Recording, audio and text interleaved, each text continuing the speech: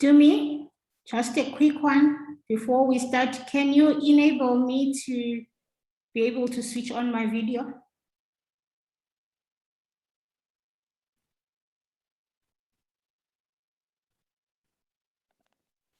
Okay, can you check if it's possible now as a co-host? Yes, it is. Thank you.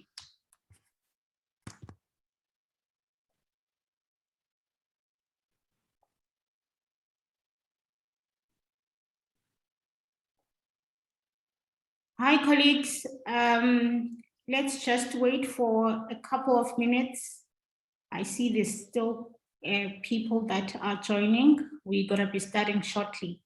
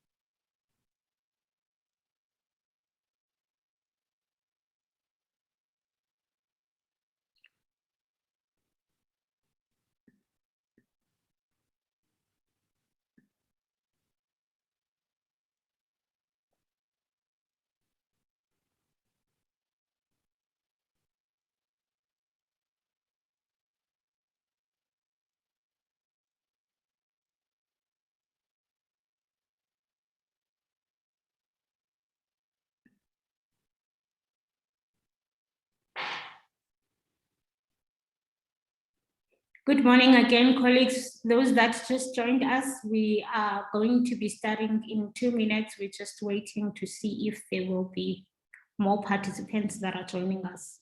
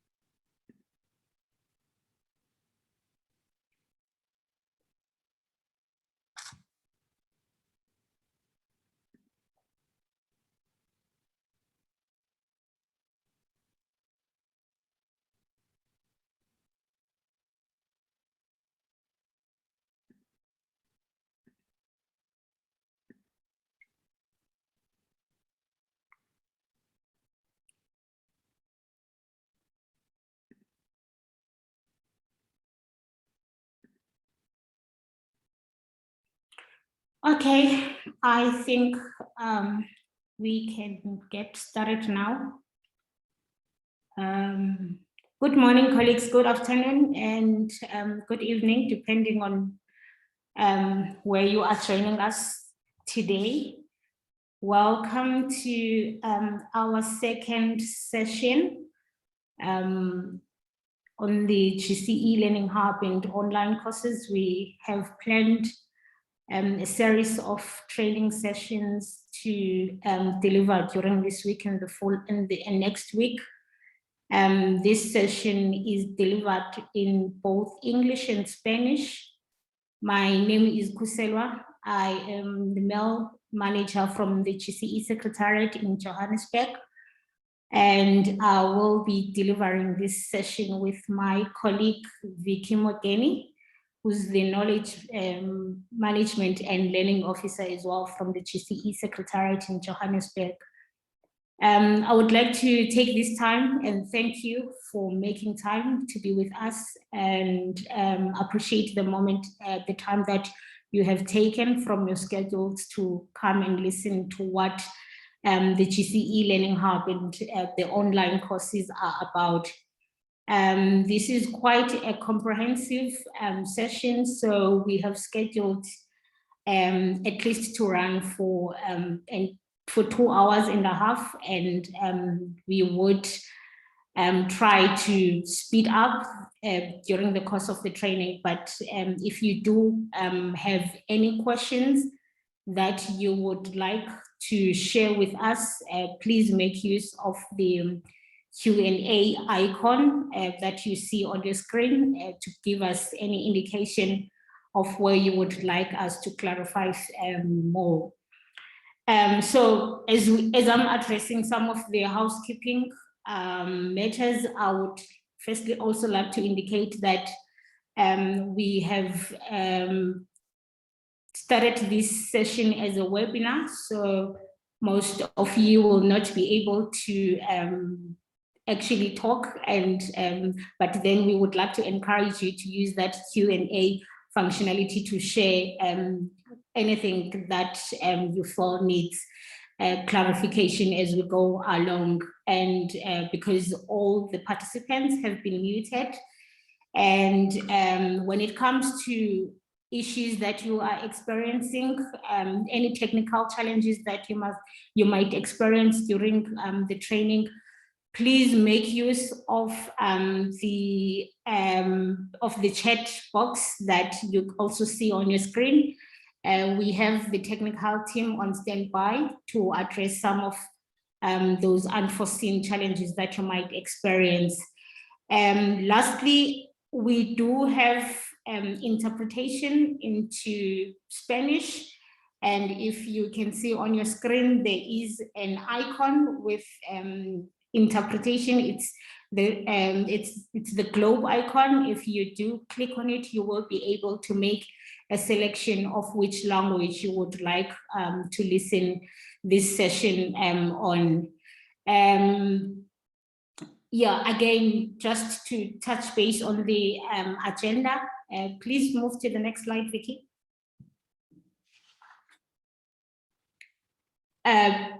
Actually, before we move to the agenda, I would like to indicate as well that we are recording this session, and you might have received a notification that notifies you that we are going to record the session, and it will be uploaded on our YouTube channels. Unfortunately, we wanted to record it in Spanish because we already have the English version of it, but we have experienced some challenges on that. So we are recording in English.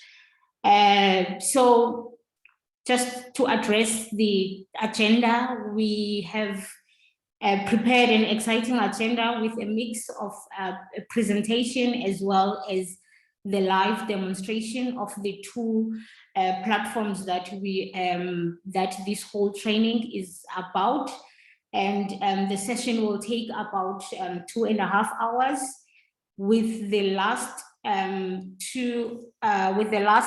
20 minutes of the sessions dedicated to question and answers and addressing any clarifications that you would want us to address, and the way forward in terms of the capacity building for the rollout of the knowledge exchange and learning strategy and the Learning Hub. So I will start the session with the presentation of the background and our approach to knowledge exchange and learning. And when I say our approach, I mean GCE's approach to knowledge exchange and learning, and the rationale behind the development of the systems that we are looking at launching throughout the remainder of this month. And then we will move to the live demonstration of the two platforms. One are the online courses in advocacy and education financing. And the second will be the demonstration of the actual Learning Hub platform. So as I said, if you do feel like you would like us to clarify or to spend more time on one of the items that we will be presenting, please feel free to let us know through the chat box. Please move to the next slide, Vicky.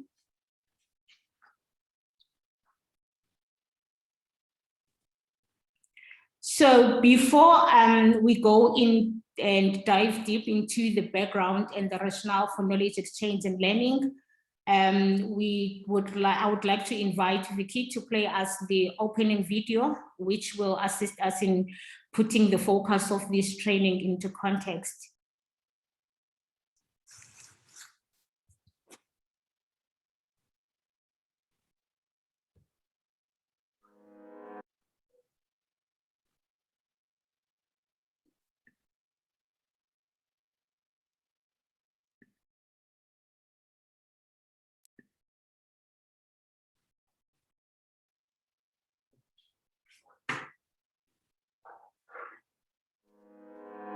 Sharing of knowledge and information has long been a key feature of societies all over the world. Knowledge exchange has always been a process that brings together people, organizations, and communities to exchange ideas, expertise, and experiences, and to increase their collective impact.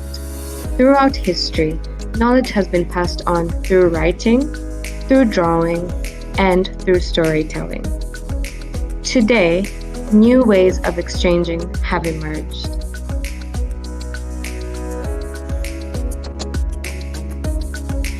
GCE is adapting these new technologies to create a global hub for learning and membership engagement, using modern technologies to easily share, exchange, and learn from each other. Introducing GCE's Membership Engagement and Learning Hub. The Learning Hub supports GCE's efforts for knowledge exchange, shared cross-regional learning, and capacity building. In a global membership community like GCE, knowledge exchange and learning are based on the belief that the network's most valuable resource is the knowledge of its members and its people. Our success is determined by working together. The Learning Hub will be available in all 5 GCE languages and will have online learning activities such as e-learning online courses, access to events offered by members across the world, a repository with access to learning materials and resources, learning communities, as well as discussion forums. Knowledge exchange and learning into GCE's work is essential for realizing GCE's strategic goals and vision, and the goals of its members and partners at national, regional, and international levels. Together with members and partners, GCE requires evidence and knowledge to influence political and social change and to keep up with the education policy changes that emerge in various contexts and globally. Join us and share your knowledge at www.campaignforeducation.org.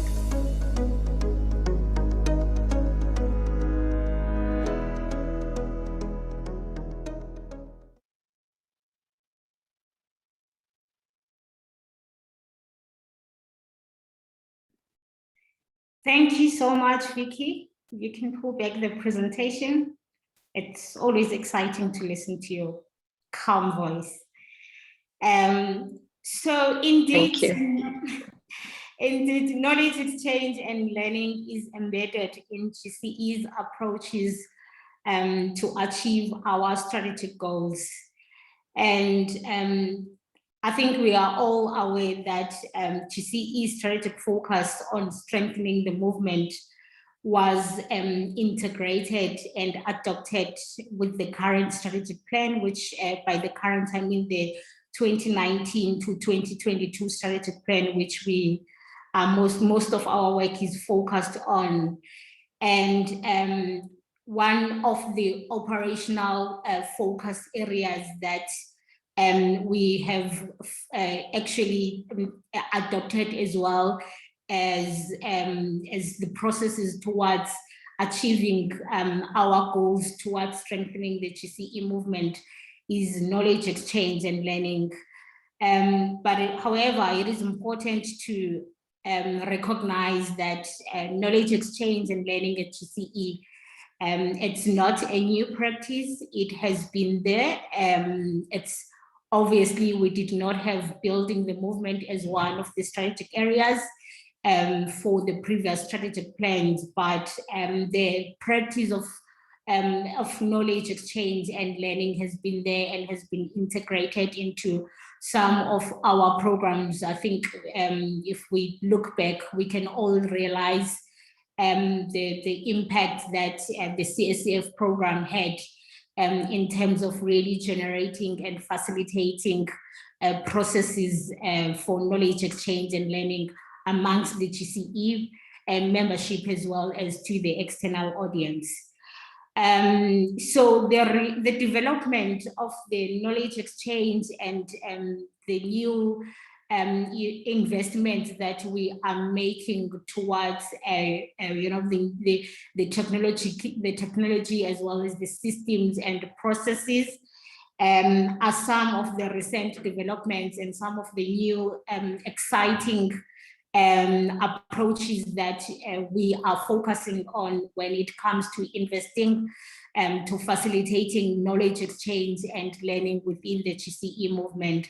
So our focus today is really to just present that approach. How do we see it working for us towards the goals that we have outlined in the knowledge exchange and learning strategy, and how these platforms and the processes are actually going to enable us to achieve those goals. And next slide, please, Vicky.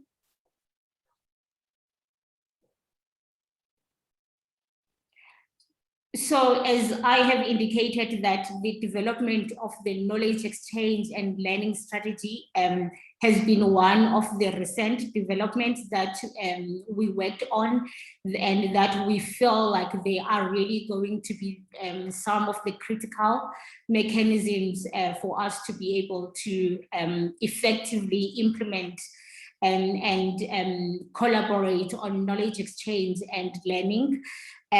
So we did take a very collaborative approach in developing the knowledge exchange and strategy, which we have now as the final draft, and soon will be disseminated when we are actually through with the launch and the training. The primary objective of the knowledge exchange and learning strategy that we develop is to ensure that the current and the future work of the GCE movement and across the different stakeholders is actually informed by the lessons as well as the best practices and collaborative approaches from all GCE stakeholders at all levels.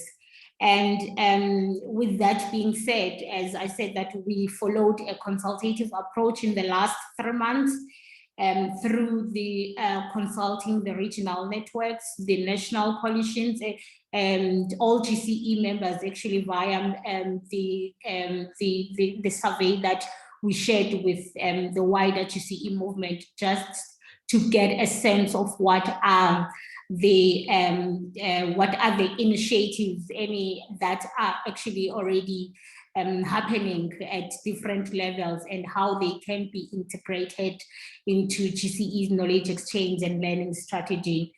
We then came up with 3 pillars, as you can see on your screen, with their related outcomes that we would like to achieve as being central to the implementation of the knowledge exchange and learning strategy. And one of those pillars is the establishment of knowledge sharing systems. And the learning outcome, or the expected result for us to have all these knowledge sharing systems well established and well coordinated, we would like to actually make sure that the implementation of our learning initiatives takes a systematic approach, and we find ways to share our knowledge and experiences in a way that it does not just end with a sharing, but then we make use of those to constantly improve the work that the GCE movement aims to deliver and the impact that we want to achieve. And with the second pillar that we have focused on, well, we felt it was critical for the implementation of the knowledge exchange and learning strategy is putting systems in place that drive cross-learning and membership engagement. By that, we want to facilitate strong membership engagement and collaborations, and to ensure that there is that cross-learning on the key topics that most of our members, as well as partners, their work is focused on.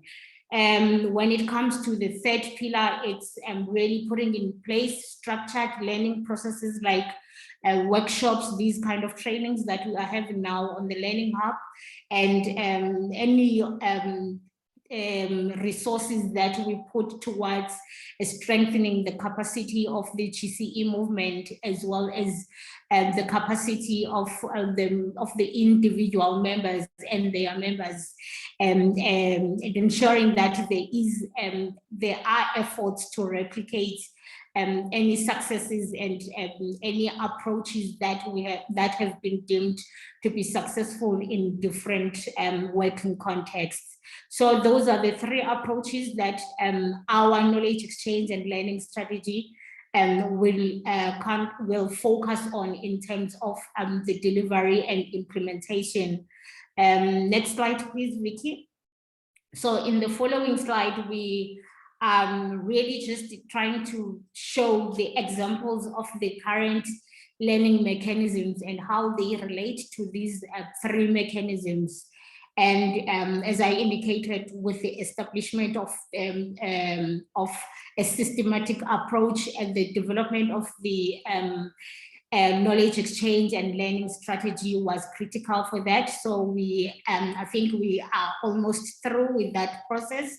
And then, as well as the reconfiguring and aligning some of the learning mechanisms that we have, as I indicated earlier, that learning has always been a practice at GCE. Even so now, with the knowledge exchange and learning strategy, it was mostly also about ensuring that those processes that were already happening, they are linked, they have been catered for in the knowledge exchange and learning strategy. So aligning them into these three pillars has been one of the focuses that we have put in place when it comes to the development of the strategy.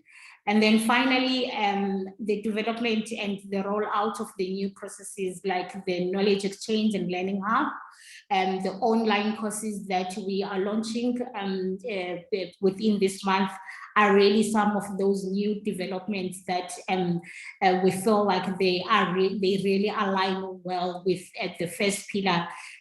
So in terms of really ensuring that the work that we deliver through the knowledge exchange and learning strategy and that aligns with these pillars is not only coming from the GCE Secretariat.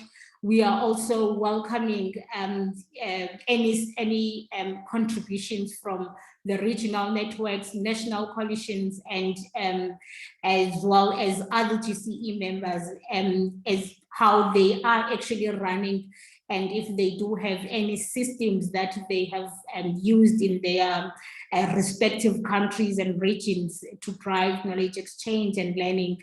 And we are looking into really integrating that and ensuring that other members are aware and they know of all those learning initiatives that are taking place in different regions and at national level as well.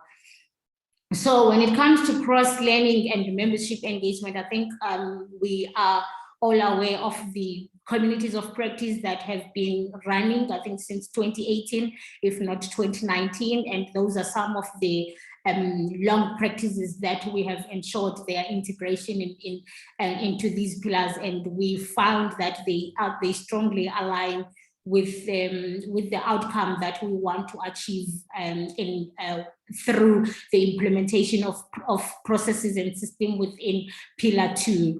And as well as, again, the implementation, the rollout of the Learning Hub becomes integral, is again for that. And the development and production of all knowledge exchange and learning resources that different units from the GCE Secretariat are developing, that regions are developing, regional networks are developing, as well as the national coalitions. So we have integrated a functionality in the Learning Hub to ensure that we really gather and we do give our members and partners as well the opportunity to share their resources that they are developing for wider dissemination to the movement, as the Learning Hub will be targeting the full movement, yes. So when it comes to Pillar 3, it is, as I've indicated, one of the examples are the online courses, the technical trainings and workshops, as well as on thematic areas that we will be, that have been well running, and as well the new trainings that will be developed are really some of the processes that remain on the roll and that relate to structured learning as the third pillar. Please move to the next slide, Vicky. So to ensure that the strategy and its implementation does indeed achieve the intended learning goals and the objectives that we have for each pillar, as well as the broad objectives that we have for the knowledge exchange and learning strategy. We have come up with underlying principles that we would like to be central in the implementation of the knowledge exchange and learning strategy. And these are fully outlined and fully explained in the knowledge exchange and learning strategy document. But here we just want to give an indication that the first one relates to the sharing culture, trying to develop a sharing culture within the GCE movement.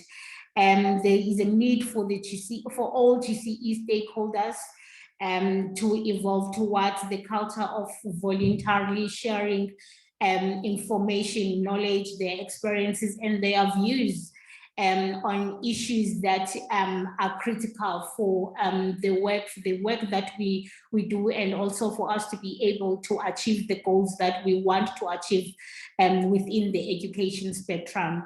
And of course, the second principle relates to the rollout of technology-based infrastructure, as the GCE movement has different stakeholders and different members and partners that operate in different regions, as well as in different contexts, in different time zones as well. So the use of online resources and technology-based systems is just to ensure that we maintain our global reach, and also ensuring that there is inclusivity in what we share, that it reaches all our members and all our stakeholders, all our partners, in the language that that makes sense to them, and as well as in the time that is convenient for them. So the use of these technology-based infrastructures, such as the Learning Hub, the online courses, and are just to ensure that members are able to catch up with with any learning opportunities that they have missed by just coming in a one-stop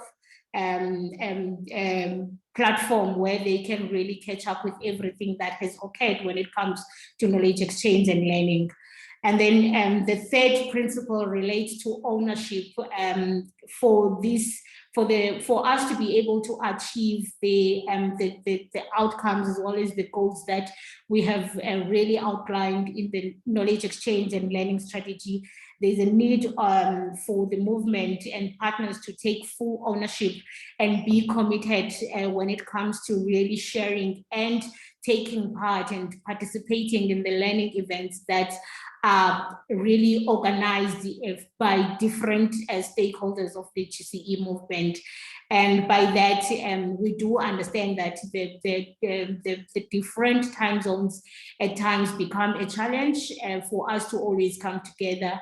But we are hoping that with the development and the rollout of the hub, we can always enable all members to be in the position to engage and to catch up with the content, with the learning content, as well as the resources in the Learning Hub. And then finally, it's the principle that we have adopted is really finding a way to structure our processes and to have common goals and common outcomes and results that we want to achieve, and through defining the three pillars and their outcomes, and keeping them as broad as possible for all members to be able to actually link as well their knowledge exchange and learning initiatives into the GCE's knowledge exchange and learning strategy. That is the approach that we have taken to encourage the use of the strategy as a guide to link all the various learning initiatives into these specific pillars, depending on how members see them fit into these three pillars. You can move to the next slide, please. So I'm not going to spend a lot of time going through these learning agendas, but we have also identified through the membership survey and the consulting, and also extracted some of the learning topics as well as the agenda from the strategic plan, and found a strong alignment in some of the issues that we were already addressing as the movement when it comes to focusing our knowledge exchange and learning initiatives. And so this list of the learning topics, it does have strong linkages to the 4 strategic areas, actually 5 if we include building the movement. And as you can see, when it comes to issues that relate to technical learning as well as capacity building on technical issues, most of those will relate to strengthening the GCE movement. So we are going to continue updating and amending the list depending on by relying actually on the resources and the contributions that we are receiving from the membership through the Learning Hub on what their learning initiatives are focused on. And I think if there is no strong linkages from the resources or materials that are being shared by the membership, that will be giving us an opportunity when they do indicate that the materials and the content that they are sharing actually relates to other thematic areas or other topics that we have not taken into or that we have not included in this list, that will be giving us an opportunity to continue updating the list on a continuous basis. So next slide, please.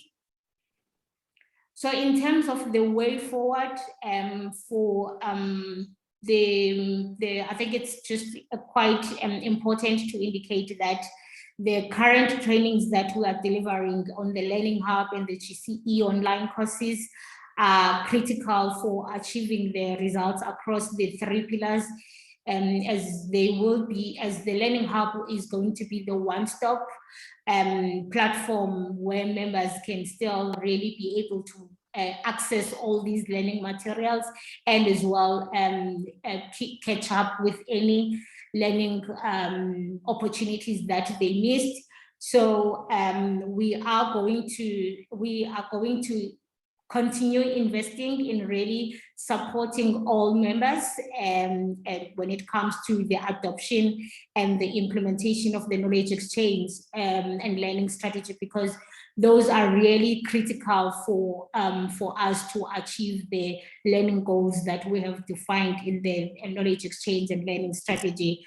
So you are going to continue to hear from us and frequently when it comes to really seeing a progress and improvement into the adoption of the knowledge exchange and learning strategy, as well as the learning hub. And if there are any members or any users that they are still challenged with really accessing the platform, we are going to continue to be on standby all the time, and hopefully we can still arrange more targeted technical support and trainings in terms of really engaging with the Learning Hub going forward. And by that, I think I will just stop there, because we have reached the end of our session that just focuses on the presentation. What we are going to do now is going to move into the presentation of the online courses, and Vicky will be leading us on that, and yeah, just taking us through on how to access the two online courses, where are they hosted, and what are its contents that could be of interest for all the participants to take part in them. So over to you, Vicky. Thank you so much, Kusalwa, and thank you everyone for joining the call today again. If we have not met virtually, my name is Vicky Mogeni, and as Kusalwa mentioned, I'm the Knowledge Management and Learning Officer at GCE. And now that Kusalwa has set the context, I'm really excited to be taking you through a demonstration of both the GCE online courses as well as the GCE Learning Hub today. So let's begin. I will start with the GCE online courses. So as part of the KEL knowledge exchange and learning strategy that Kusalwa has just presented, we are rolling out e-learning courses in line with the third pillar of the strategy, that was capacity building and structured learning. So we all know how important capacity building is to our work as a movement and improving and enhancing how we work. So I will begin with an introduction of the online courses and what they offer, and then I will move into the demonstration of how to access the courses and the content within them. So as I mentioned, GCE has undertaken the formation of these online courses, which will be available to all members and partners to enable capacity building and to strengthen the knowledge of its members and partners around topics within GCE's strategic objectives, as well as within GCE's operational areas. So the main purpose of the online courses is to facilitate learning through academic style courses on topics ranging across the GCE strategic areas, the GCE areas of work, as well as prioritizing the areas that members are working on. Currently, on the e-learning platform that I will go over, there are two courses available to members at the moment. The first one is on education financing, and the second one is on advocacy. And today we'll go through each course in detail to learn more. Before I go into the demonstration, just want to give you an overview as well of the objectives of the online courses. So as I've mentioned, the first objective is to provide a learning platform for national, regional, and international members and partners to build their capacity on various themes and topics at their own pace. So that will be the key aspect of the courses, is that you can take them at your own pace, depending on your interests and the relevance to your work. The second objective is to build capacity of members, partners, and coalitions, both in GCE thematic areas and topics, as well as prioritized topics of members and partners, and to facilitate innovation and improvement of program delivery across the movement. So those are the broad objectives of the online courses. And Without further ado, I'll share my screen and show you all the e-learning platform, how to access the courses, and how to learn more.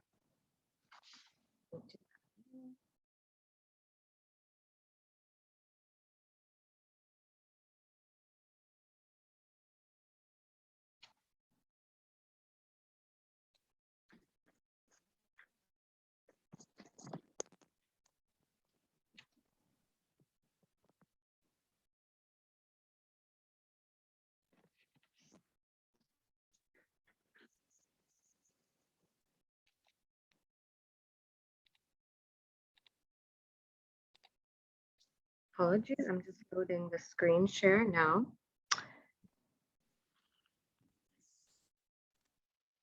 Okay, so I hope you can all see my screen. What you'll see is the e-learning platform. Oh, Kuselwa, yes, please. Sorry, V, I wanted to give you heads up that we can see it. I didn't want to raise my hand. Okay, okay, great. Thank you. Okay, so as you can see here, I've landed on the homepage for the e-learning platform. And today I will demonstrate first how you can access the platform, as well as how you can access the courses and the features that it provides. So beginning with accessing the platform, as you see here, I went straight into the website of the platform, but there are various ways you can reach here. The first is to go directly to the website, which is learn.campaignforeducation.org. And this will bring you to the homepage right here. We will share the link after these trainings as well. And you can also, I'll also share it in the chat. The second way to access the same page as well is through the Learning Hub.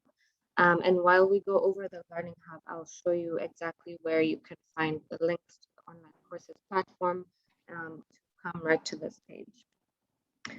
So, and the third way is through the GCE website as well. And for the purposes of this training, I'll just start directly here on the page through the website, which once again is learn.campaignforeducation.org. I'll focus on the e-learning platform directly for ease of this presentation.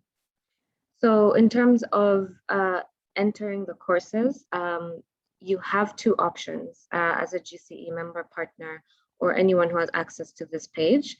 And to access the options, you can hit login. And once you're in the login page, you have the option to log in either as a guest or log in with a username and password provided by myself or Kuselwa or the GCE Secretariat. If you do choose to log in as a guest, the privileges and features are more limited. You will be able to access the courses, browse through them, but you'll not be able to gain badges and also not be able to take part in discussions with other students within the course. There will also be the fact that we will not be able to track how many students are registering as a guest. So it will be more ad hoc. The other option, which we do encourage, is to request a username and password from myself.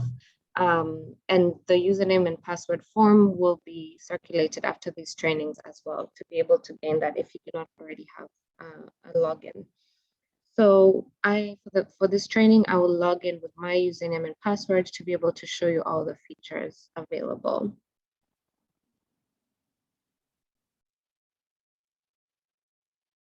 Okay, great. So once I'm logged in, I'll see the same homepage, but with a lot more features and menu items. You can see that there are two menus, one horizontal menu up here and one vertical menu here on the left. So I'll begin with the horizontal menu as it's shorter. So one of the key features of the e-learning platform is that you can choose the language that you would like to see the menus in. So for me, it's showing me in English, but if I do click on this menu item to see the pages in Spanish, then I'll be able to see at least the menu items here in Spanish and be able to access the general features of the platform in Spanish. So that's really something that's helpful if you land on this page and are ready to take an e-learning course and would like to learn more how to navigate it in your preferred language. And then the second menu item here at the top is the courses menu item, but I'll also show you how to access the courses through the homepage. So you can see here on the homepage that there's a few features. First is the welcome page, of course.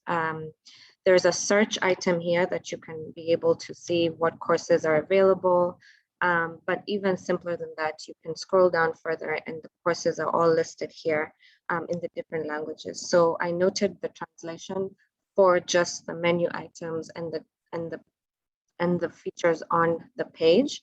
But if you do want to access a course in a certain language, you do have to go within your preferred language here. So there's currently courses in French, Portuguese, English, and Spanish.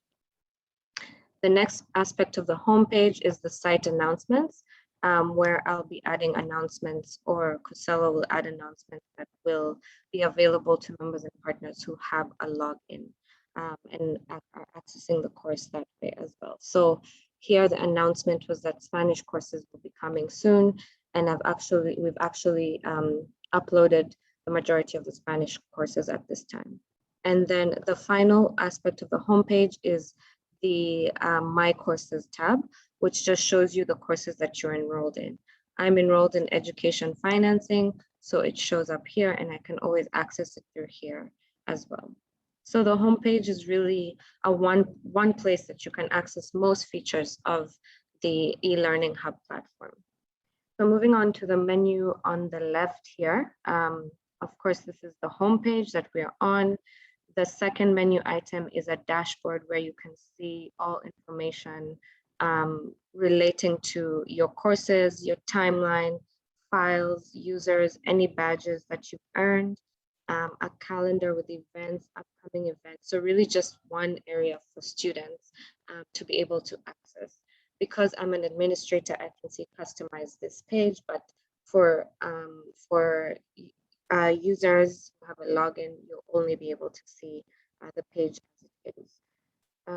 You can see there's recently added courses as well, advocacy or education finance. The next menu item is the calendar, where we'll be able to see events coming up related to the e-learning courses. And these could be events being held by members or external events that we feel might be relevant and educational relating to the courses. Then you have a section for private files, where you can add files, perhaps your notes, perhaps information that you found that's relevant to the course as well. Content bank as well, just somewhere once again to upload information that's relevant to your courses. And then finally, you have another option to access your courses through the menu item here. I won't click on it now, but because I'll go into the education financing from the homepage. So I'll go back to the homepage so that we can go into the courses now.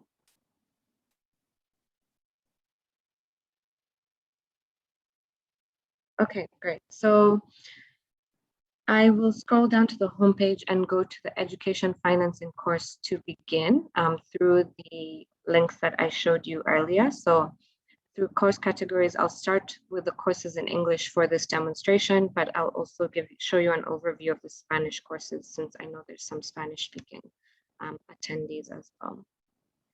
So I'll go, once you click on courses in English, it brings you to the homepage of the courses. And this is really where you can see the courses that are available. Like I mentioned, there are two at the moment, which is education financing and advocacy. And you're also able to go back to the homepage through this menu here, as well as search for the courses. If we end up adding more courses and there's multiple ones. Because I'm an admin, once again, I see manage courses and add new course, but you will not see that information. So I'll go straight into the education financing course. Great. So once you land on the homepage of the education financing within a course, for example, the education financing, this is the homepage and this is what you see. At the top here is just the title and menu item to return either home or to go within the course itself. You will not be able to see turn editing on as a user. The next section is the announcements. This is where, once again, we'll post any announcements relevant to just the education financing course for the English and the other languages as well. And then following that is the welcome to the course itself, as well as the objectives and learning outcomes of the education financing course. So this is really whether you are trying to determine whether you take the course and if it's relevant for you or your work, you can see an overview of what you would learn throughout the course. Or if you have already enrolled in the course itself, you're able to see what the broader learning outcomes are as well. So as we see here, the learning objectives for the education financing course are 4.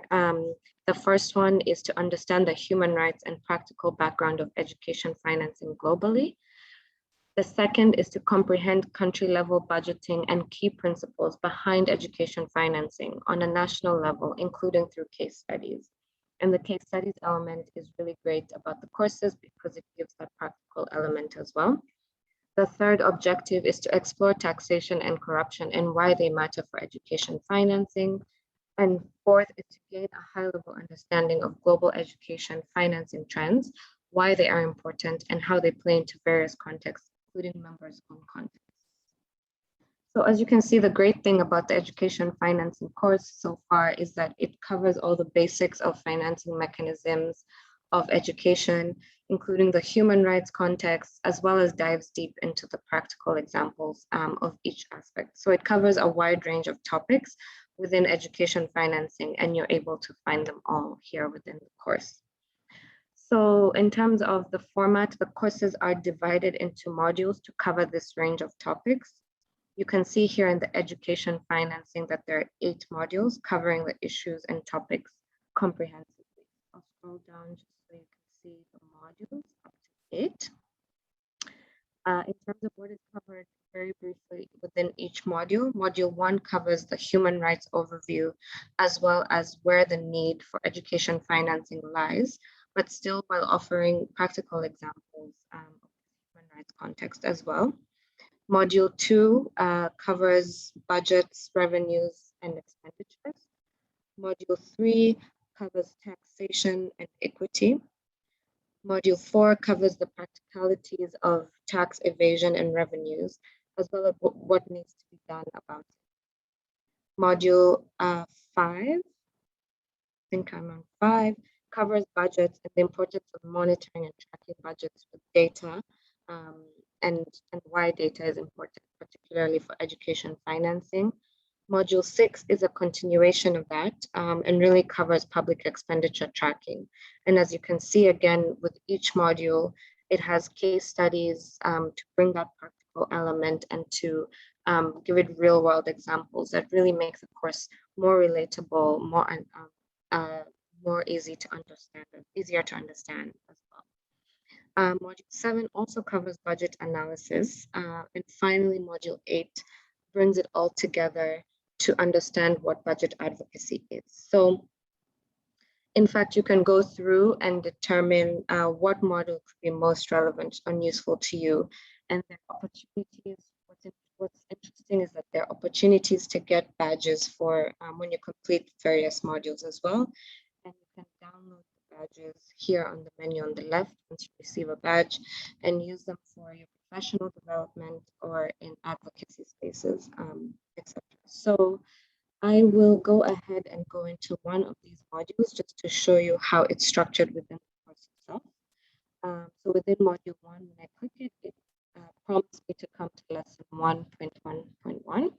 I believe I've completed this lesson, so I'll go into the second one, which is sustainable development goals. Okay, great. So once you click into the first lesson, this is the page that comes up. And it's quite user-friendly and prompts you exactly what to do after. So right here, the only prompt really is to enter the course. And once you click enter, it does take a few seconds to load as the course itself is loading. So while it's loading, I can show you the menu items here.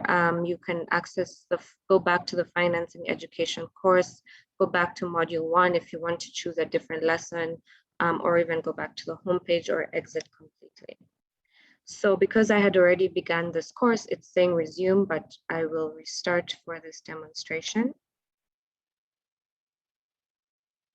Great, so this is the page that comes up once it does load.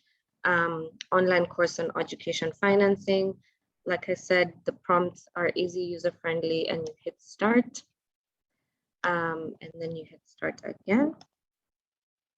Great, so the first thing within each lesson is the learning outcomes of the lesson and what you'll be achieving from it. So we can see, because we're in the sustainable development goals, the first learning outcome is what are sustainable development goals.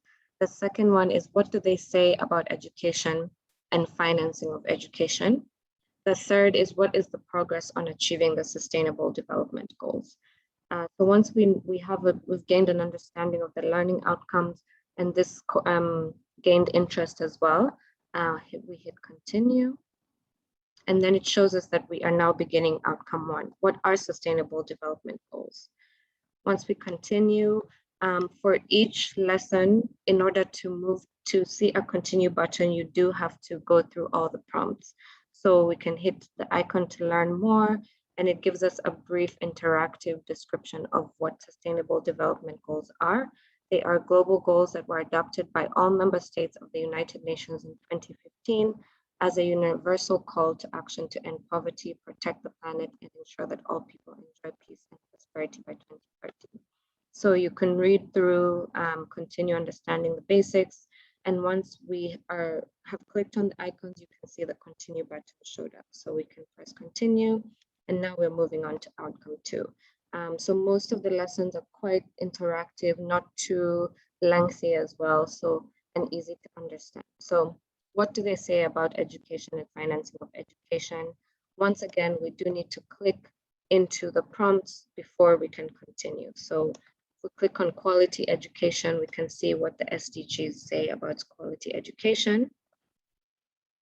Once we're done, we can see what they say as well about in goal 17 about the implementation to revitalize the global partnership for sustainable development.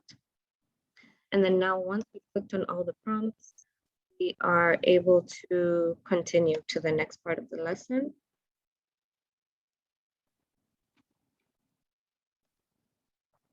To continue once we do the second one, and then we'll move on to outcomes, so on and so forth. So that's generally how the courses are structured.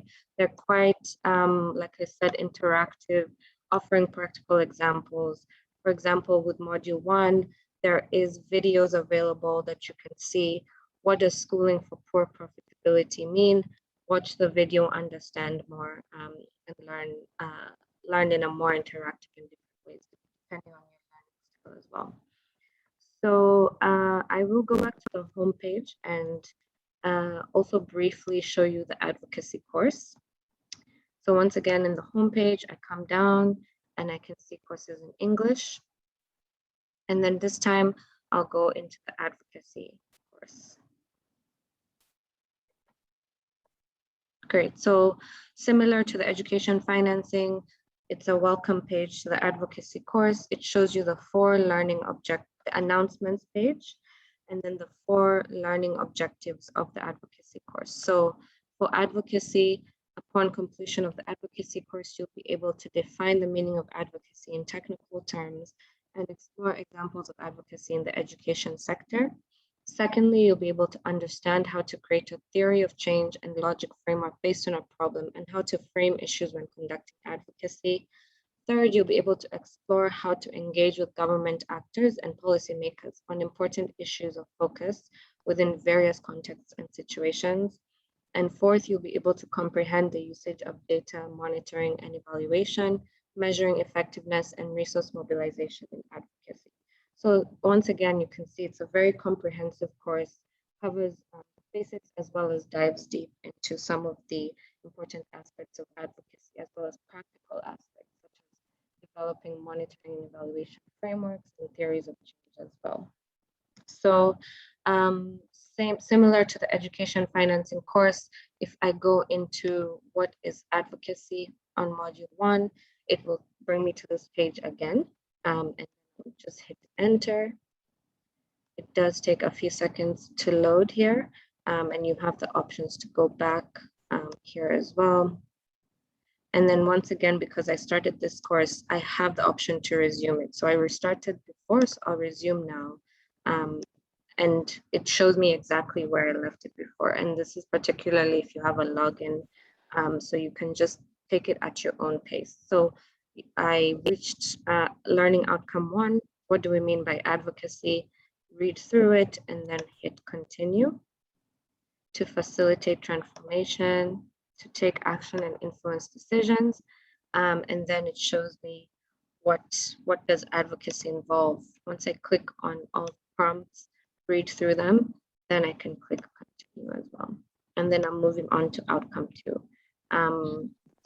And then I would, if I have done enough for the day, for example, or for the week, then I can exit activity. And once I come back, I can resume where I left off. So that is the e-learning platform and courses in a nutshell. The advocacy course has 4 modules and education financing one has 8. They are available in Spanish, like I mentioned, the 2 courses here. So if you click on them, you'll be able to go into the same format, but in Spanish. So in terms of how to access or gain access, like I mentioned in the beginning, you can request a login and username and password from me using the form that we'll send after this training. And you can look through the courses with a guest login to decide what's relevant to you. Once again, they're really great, really comprehensive, and can really boost your professional development. So I really encourage everyone to get on the online courses. If you have any burning questions about the e-learning platform, please do send them to the Q&A button on your screen, and we'll answer them towards the end of the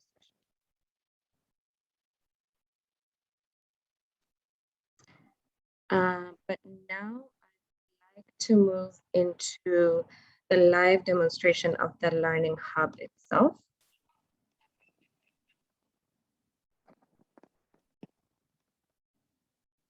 I'll share my screen.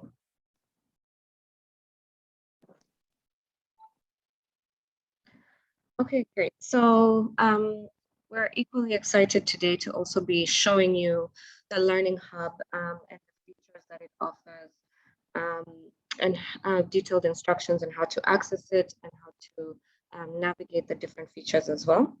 So the GCE Learning Hub will be accessible to GCE members and relevant partners and other close stakeholders of GCE.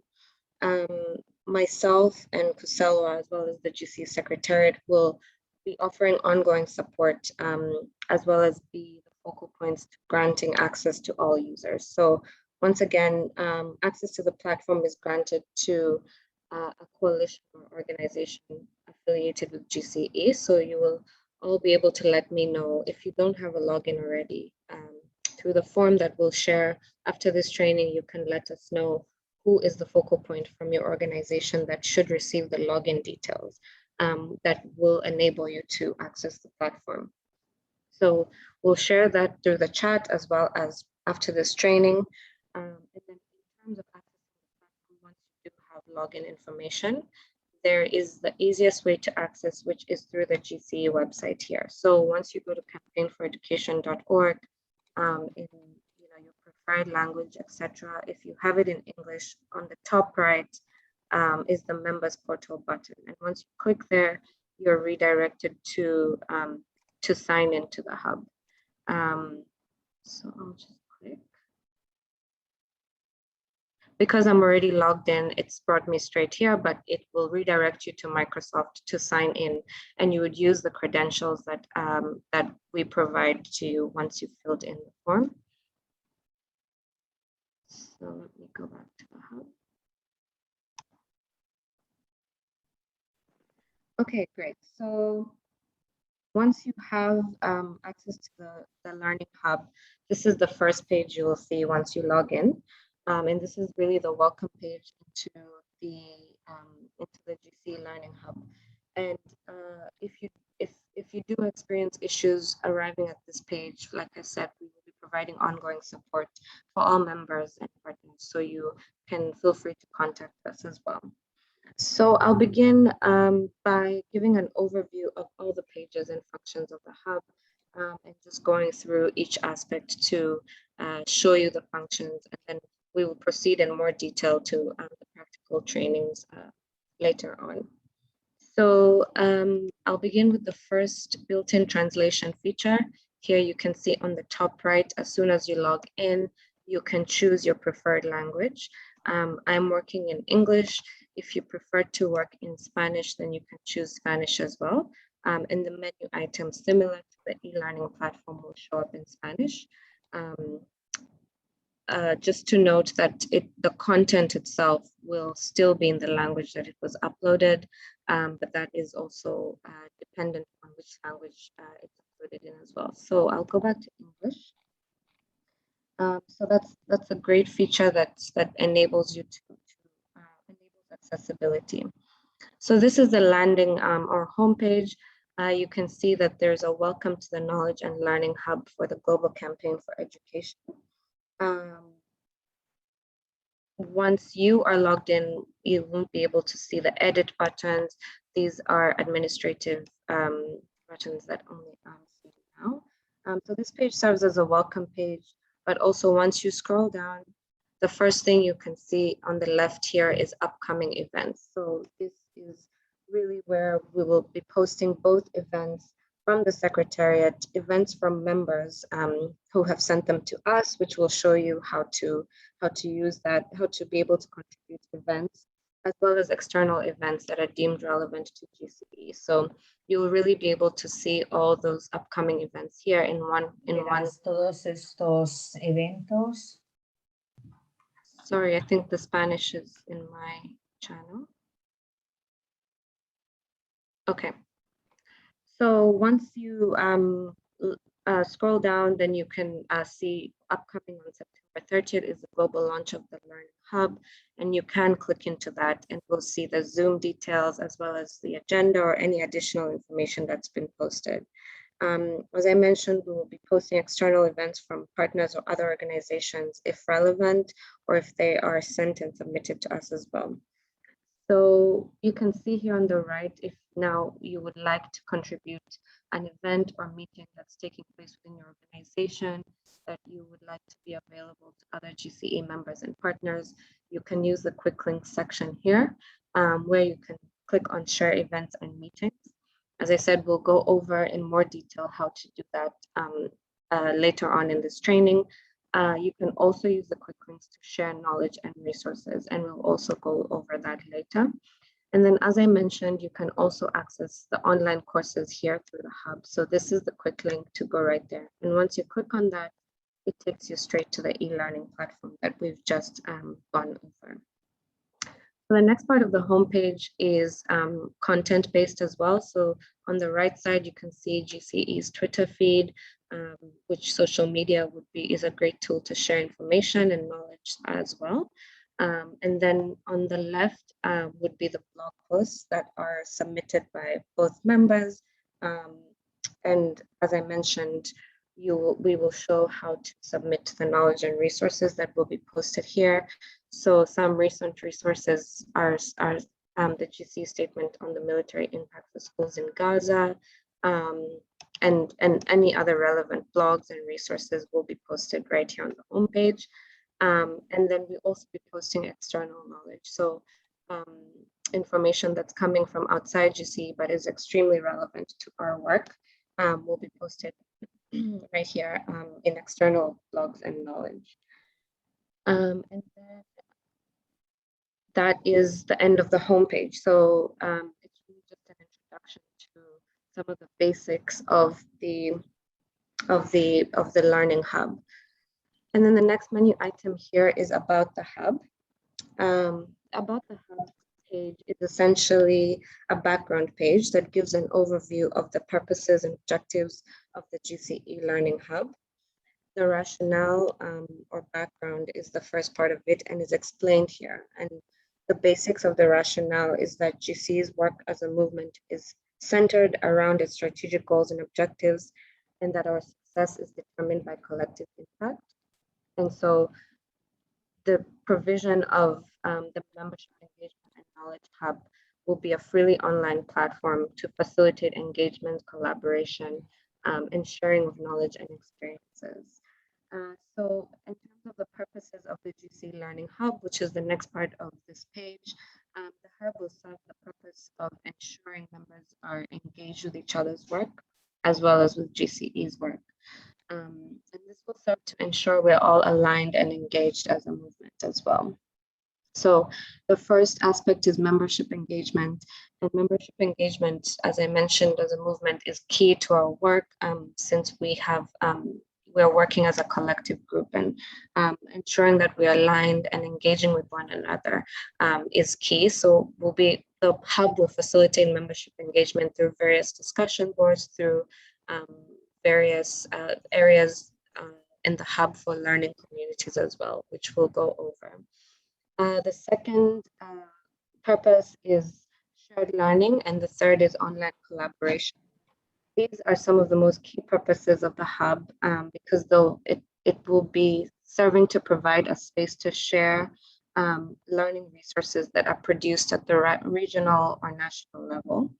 And this is based on the belief that GCE members have rich knowledge to share, and it's providing a space to enable the sharing of this knowledge and information and collaboration to boost, online sharing, as well as to understand what members across the world are engaging in and what programs they're working on. And for example, members interested in work being done cross-regionally will be able to access that information. For example, around work with gender or education or early childhood development. If one region is working more on ECD programs, then they'll be able to share that knowledge with other countries and regions and organizations. So moving on down, the other vital purpose of the Learning Hub will be to serve as a repository for knowledge and information. So with all the resources being uploaded, members will be able to access them anytime, and the Learning Hub will serve as a library for all these materials and resources. So an online repository will allow for the Learning Hub to serve as one place where members can access all information that they need at any time, as well as be able to collect materials and resources and download them, which once again, we'll go through later in the training, how you can be able to do that. And then lastly, the hub will allow for connecting with thematic experts through learning communities and through different members being able to join discussion groups and collaborate with members and partners that are experts in certain areas. For example, as we roll out the gender strategy, perhaps members or partners will be experts in gender equality and would be able to serve that role within the Learning Hub. So on this page, you're also able to see the forms to contribute resources and events similar to the home page. And this just gives more detail on how to contribute, which, as I mentioned, we'll go over, but the links are also available here, so you can share an event or share knowledge, and online courses are also available here in the About the Hub. So that's the second page. So let's move on now to the Learning Center. So the Learning Center will serve as the main section of the GCE Learning Hub. This is really the page where all the knowledge and information and content will be stored that members share with us, that we receive from external stakeholders. And this will really be where to access as well as upload all the information. And it will span across GCE strategic objectives and thematic areas, as well as other areas of work that members are prioritizing, GCE members are prioritizing and working on. So my Kusela will go over it in detail, but for now, I'll share with you a basic overview of the Learning Center. So here on the homepage, this is the homepage of the Learning Center. You'll be able to see the background on knowledge exchange and learning and the principles behind it at GCE, which include building a sharing culture, putting in place technology-based infrastructure, ownership by members, and adoption of a process. So this is really just background on knowledge exchange and learning, similar to the strategy that Kusela shared with us. Next is the GCE Learning Agenda. So the GCE Learning Agenda is based again on the knowledge exchange and learning strategy that we heard about. And these are the topics that really the Learning Center will be focused on. Just to note that these are not all the topics on the GCE's Learning Agenda. I think we all saw that there are many more during the presentation, but these are just the topics that are displayed by the platform. And we will continue to add the learning or to the learning agenda as we see what members prioritize, as well as the information we receive. Next, on the homepage, you'll be able of the Learning Center, you'll be able to have a quick link to discussions, as well as to the press center for the GCE, which is on the GCE website. So these will link to outside of the Learning Hub as well. Next, you will see events, notes, and highlights. So if you, for example, missed an event, a learning event, or if you're interested in seeing what events have been held in the recent past, and the notes and highlights from the events, as well as the related thematic areas, you'll be able to see them here, including any attachments that are included there as well. So this is just to give an area that is content that is related to events as well. Since you have the events available on the homepage, you won't need them here either as well. And then there's also a calendar showing upcoming events, just an overview of the upcoming events. Below here, you can add comments as well that Kusela will go over. So next in the Learning Center is the news and impact stories. So the news and impact stories is really where all the content, some of the content will be housed. Once you click on news and impact stories, as you can see here, you are able to access the most recent content that has been uploaded. You can see there is the impact of debt servicing in Malawi, or other youth action month related content.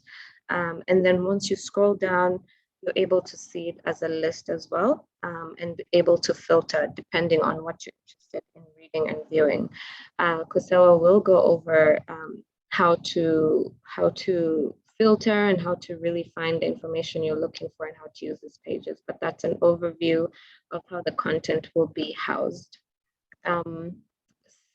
Related to that is the library, where we will be uploading documents and information related to the news and impact stories, or any other documents that are relevant.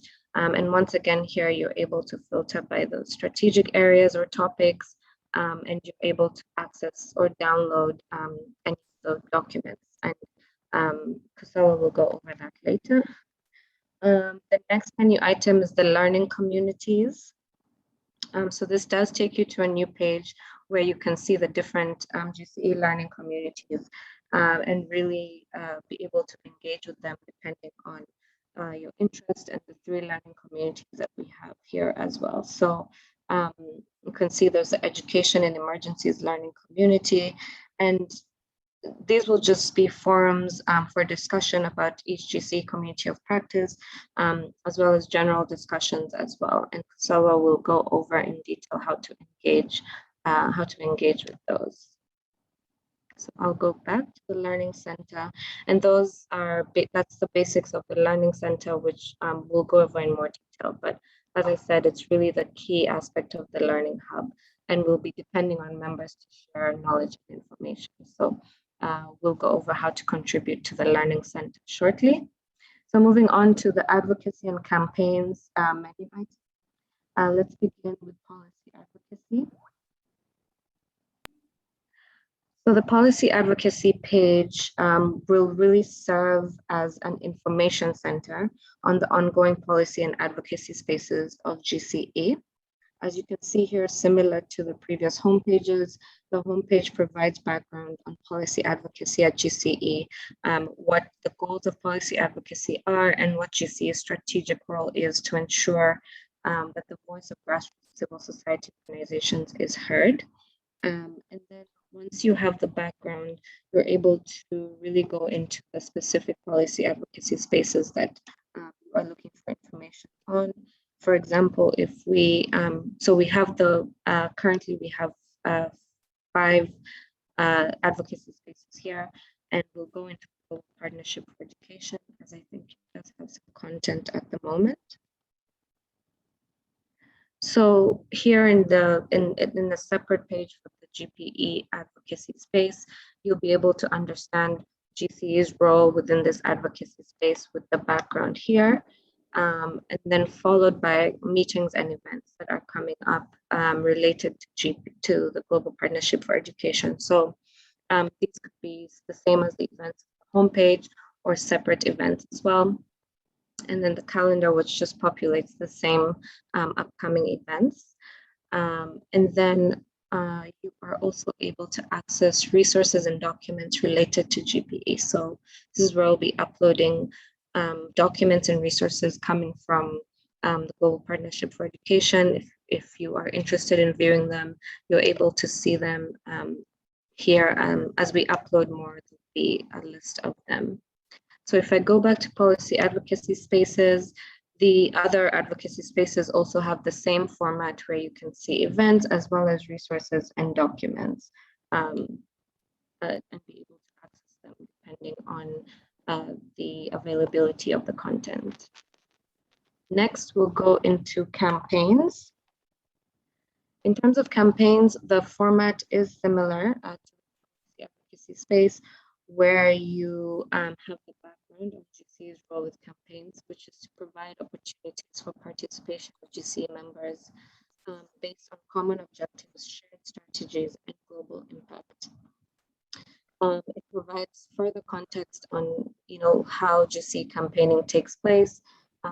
It's obviously quite brief, so it's not too holistically talk about campaigns as well. But if you do want to learn more and gain resources about each campaign, then similar to the policy advocacy spaces, you can access them here. So if you click on 1 Billion Voices campaign, for example, on the homepage, you're able to learn more about what the 1 Billion Voices campaign aims to do, since it's an ongoing campaign. You can see the updates for the campaign, upcoming events again, and these could be linked to the general events shared by members. And then you can also see resources and documents related to this, the 1 Billion Voices campaign, and be able to click on them and open them. So I'll go back. So moving on now to the membership information page. So based on the current process that GCE is undertaking to receive and update our membership information, some of you may know the process is ongoing of updating membership information. But this process will allow us to populate all relevant member information here to the GCE Learning Hub platform. And allow all members who have access to be able to log in and access membership information. So you can see here there's a map showing where GCE members are located, and then below that is more detailed information of the country, region, coalition name, acronym, the coordinator, phone, email, and the website. So you'll be able to, if you do see a resource perhaps that's interesting or need contact information for different GCE members, this will be an internal source of that information to keep us aligned and allow us to engage with one another as well. Excuse me, Vicky. Yeah. I am so sorry. I think we're gonna need to take the 5-minute break here because Okay. we are having technical issues and we are afraid the call might drop when we resolve them and as you go on. So I think let's take the 5-minute break that we are scheduled for in 5 minutes, and then if the call drops, I would encourage everyone to reconnect in because we're not sure if when we resolve the issue, it's not going to drop. Our host has screen frozen and we need to change interpreters. So can we pause for that 5-minute break now? Thank you. Okay. Okay. So let's resume in 5 minutes. Yes, 17:30. Thank you.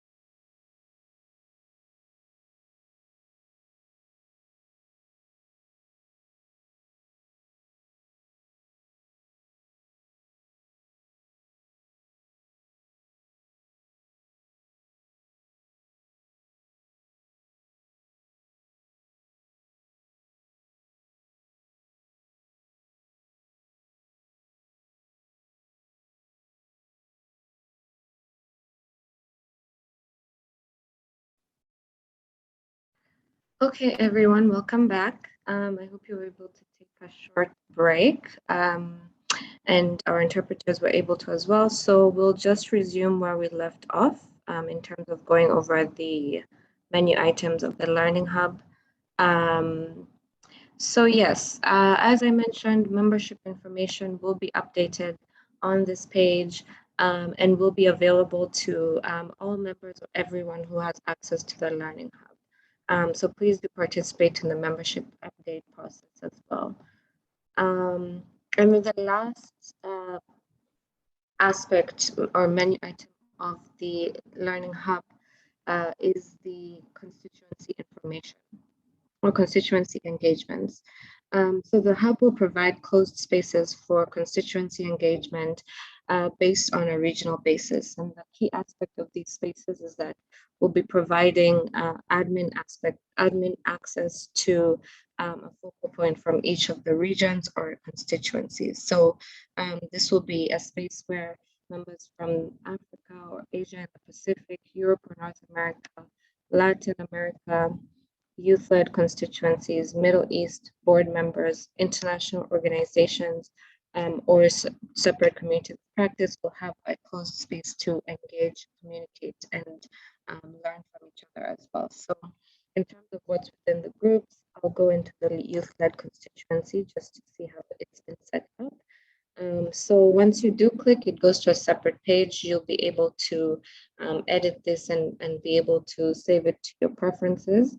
On the home page are announcements for the upcoming events or updates or anything that's relevant to the youth-led constituency that's being managed by the focal points or by different constituencies as well. There's also a space for upcoming events that maybe would be of interest, particularly to the youth constituency, or even events being spearheaded by the youth-led constituency, for example. Then there is a space for the resources and publications by the youth. Similarly, they're able to add files and information that is particularly relevant for the youth and their youth-led constituencies. Then there is the webinars and meetings, information from meetings that have taken place. This can serve as a repository to save and really have an archive of all the information from different meetings and webinars by the youth-led constituencies.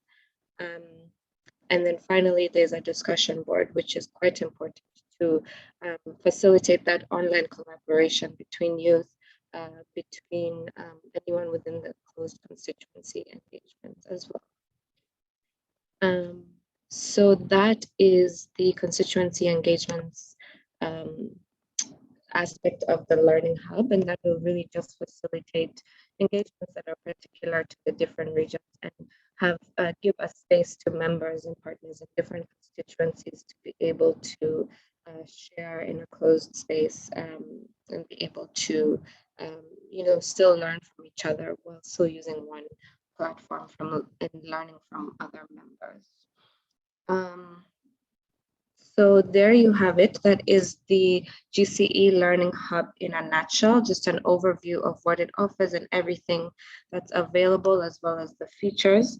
If you do have any questions, please continue to add them through the Q&A function or through the chat if you prefer, and we'll address them at the end.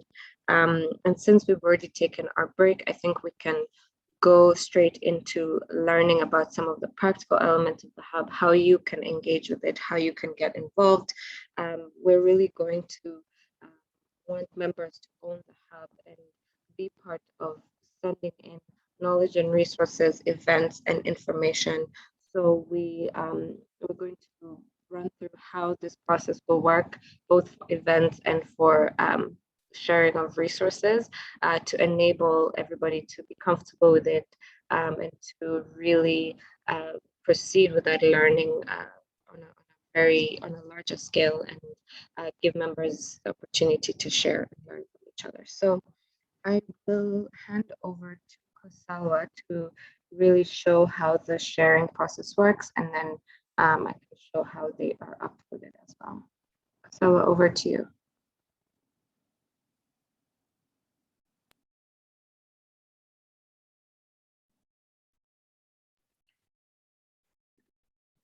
Thank you so much, Vicky. That's really fascinating to see how the whole process works, and I think you really gave a good overview of how the platform works. And now what we are going to focus on, as Vicky has indicated, we are going to show how you can go about sharing the resources, as well as your details about your meetings, your upcoming learning events, and so that we can actually publish them on the platform. So let me just close all of these. Apologies for that. So as Vicky indicated earlier, that there are already links on the homepage that will enable sharing of materials and events to happen instantly without moving around a lot, because we understand that the platform has a couple of pages, and in a way, we wanted to ensure that the information is as organized as possible, and it is linked to the right spaces, whether it's advocacy spaces or it's campaigns or it's generic learning. So with that being said, we do have the links for sharing resources on the homepage, as Vicky showed earlier. And secondary to that, there is also, the links are also available on the About the Hub tab, where you can actually make, if you are already in this page, you can make use of them. But from this, for this exercise, I'm going to be making use of the links in the homepage to start sharing and details about the upcoming event that I would like to communicate, and that I would like to request GCE to actually publish on the hub. So by clicking on this, on the link that says share event and meetings, the platform will open a new tab, as you can see, with a form to actually fill the details of the event or the meeting that I would like to publish, or that I would like to share with the Secretariat for publishing. So upon landing on the form, on the page with the form, you will be seeing this. It's a very short form, with only 9 questions, just asking about a few details about the event that I would like to communicate. So I've already pre-populated some details about the upcoming Learning Hub launch that we are having on the 30th. And you can see the first question is about the event title. So I've added my event title. And the second question is about the details of the person who's sharing the event, and the start date of the event, because it's starting on the 30th and ends on the 30th. In case the event, or if it's the conference that usually runs over a couple of days, there is also the ability to indicate that the event or the meeting will be running for a couple of days by using these the details on for the date, and indication of the time and the time zone. When does the meeting start, or when does the event start? So this event will be starting at 1300 hours and 30 minutes. And it's very important as well to indicate the time zone, so that when we publish the event, we actually align it with exactly the time it will be starting in the different regions and the different countries in which the GCE coalitions are based. So the indication of the time zone will become important for that reason.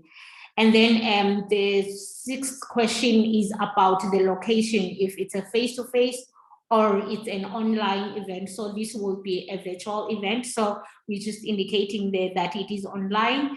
And then for online events, we would have to indicate provide the link for the event, and do not have a link. So I'm just going to be pasting a link here. So we have to share, we would like that the link to actually join. If there's any need for registration, members can still be directed into the registration form or the link to actually join the event. So that's that seventh question is for that. And then additional information, it's just about like if there is any agenda or any context that you would like to share with the members about the upcoming, about the event that you are sharing, and then the email address of the person who is submitting the event. So that, and then the next step would just be pushing send, and when the event has been sent, you will be receiving a report back that your submission or your contribution to the hub has been submitted, and it will be published. The administrator of the Learning Hub from the GCE Secretariat, and in this case it's Vicky, she will receive a notification that there has been an event submitted for publication, and will be showing shortly how she will be, where those details will be published. So the second way of contributing to the hub, of course, it's the submission of the learning resources and learning materials, or any materials. Actually, they don't have to be specifically be labeled as learning materials. It could be any sort of materials that you would like to share with the with other members. So when it comes to sharing resources, there is again a link that says share knowledge and resources on the homepage. So this is the second one on the right when going down. So when one clicks on the link, again a similar form opens up. And the form now to share resources and materials is actually longer and requires users to actually provide more details about their resources. So I'm just going to be going through that. Again, I'm just trying to move this.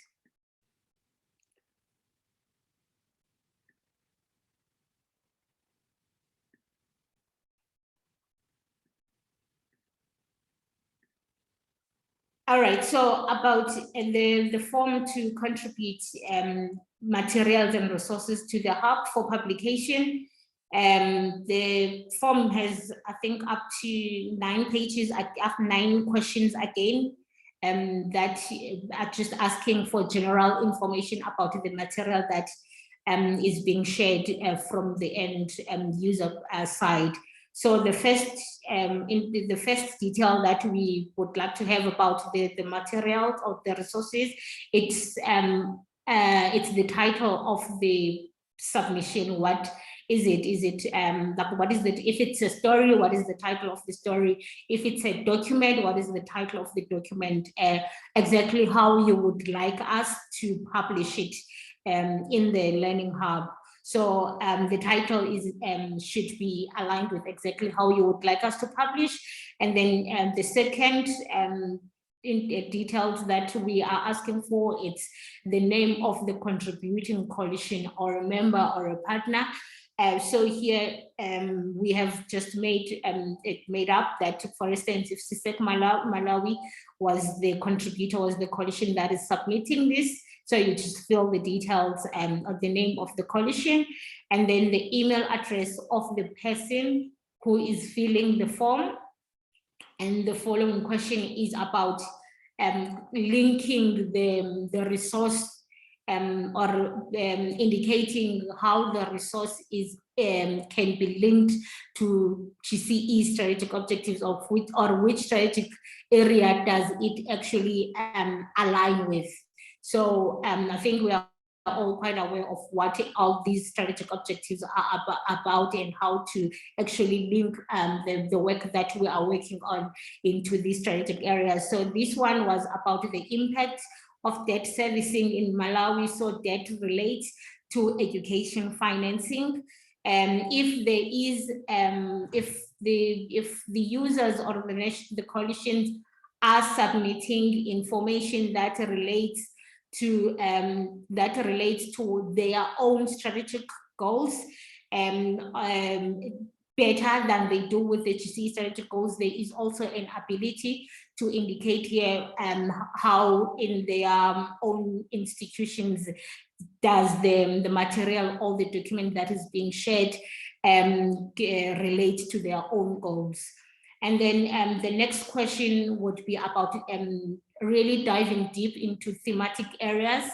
And when it comes to the thematic areas, of course, we are still going to expand the list. And this was a default list that we provided during the development of the platform, but we are able to actually expand the list because we want to use the list that we have in the knowledge exchange and learning strategy so that members can find as well, they can find ways to link their own work into these GCE learning agenda and learning topics.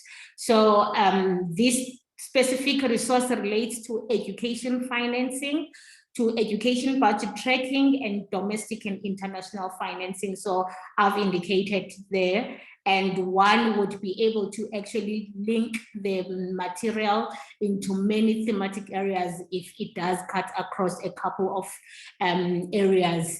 And if the list does not provide one, then we have made a provision to actually indicate in their own context or in their own understanding when they were developing the material, how do they feel like the material relates to their own themes that the coalition's work is based on or wants to influence.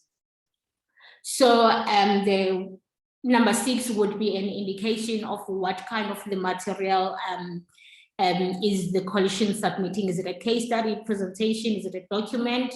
Again, we still need to update this list for more options, but there is still a provision to be specific about the material that the user is submitting by using the other field.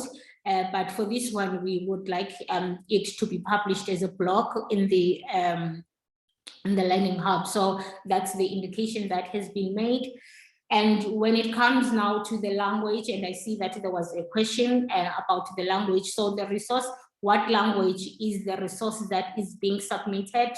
Was it produced in English? Was it produced in Spanish or in French, like 5 of the GCE languages, or even the local language? I think again here we will add an option for others. So if it is in the local language, we can the members can still be able to actually indicate which of their local languages is the document or the material that they are sharing in.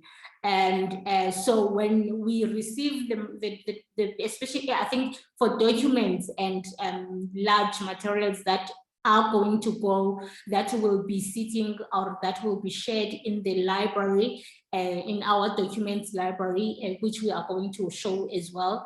They will only be shared in the language in which they have been received.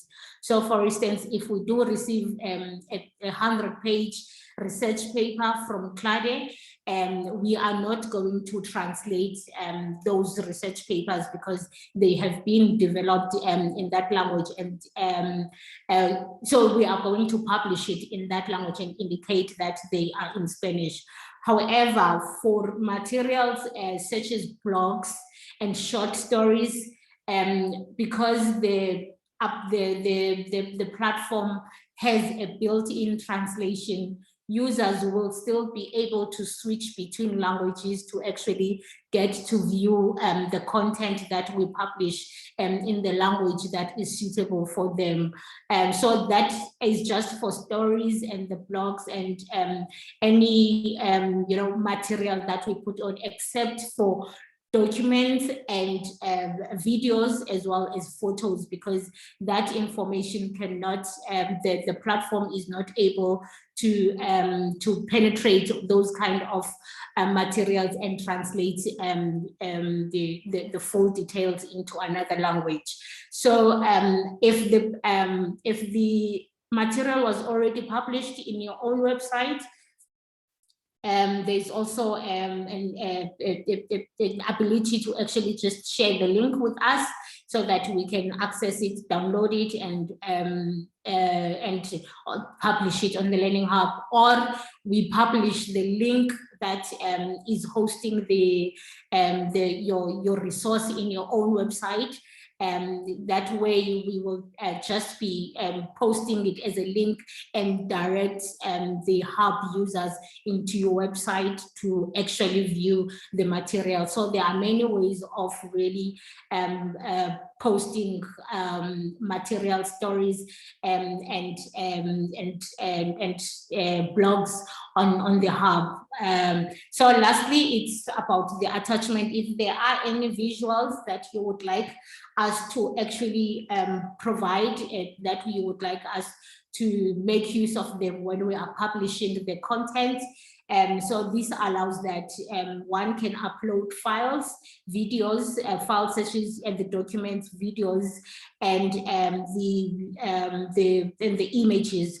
So here we have uploaded the story because we obviously it was not published on the website. So the only way to actually share with the admin is to share the actual document that contains the story.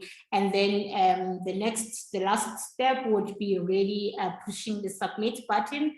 And as soon as sorry, you don't have permission to view this form. Okay, sorry, it's gone. So yeah, again, for contributions, then one would get a feedback that the content has been submitted for publication.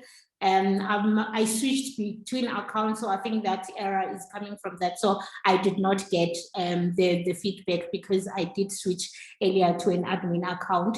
But there will be a feedback that confirms that the resource has been submitted to the admin for publication. And now I'm going to hand over back to Vicky to show how the publishing process actually goes about, and how these events as well as the resources that are submitted will be visible and accessible to the users. Over to you, Vicky. Thanks, Kusalwa. So yeah, once Kusalwa has submitted all the events and resources, I will receive them on my end through the form, and then I will publish them onto the Learning Hub. So I'll just show you briefly how I'll publish the information that she just shared. First, I'll start with the event that she shared. So because I'm an admin, I can see add event. So I'll simply come here based on the information Kusalwa has shared, and I'll copy the information from the form. So it was the global launch of the Learning Hub.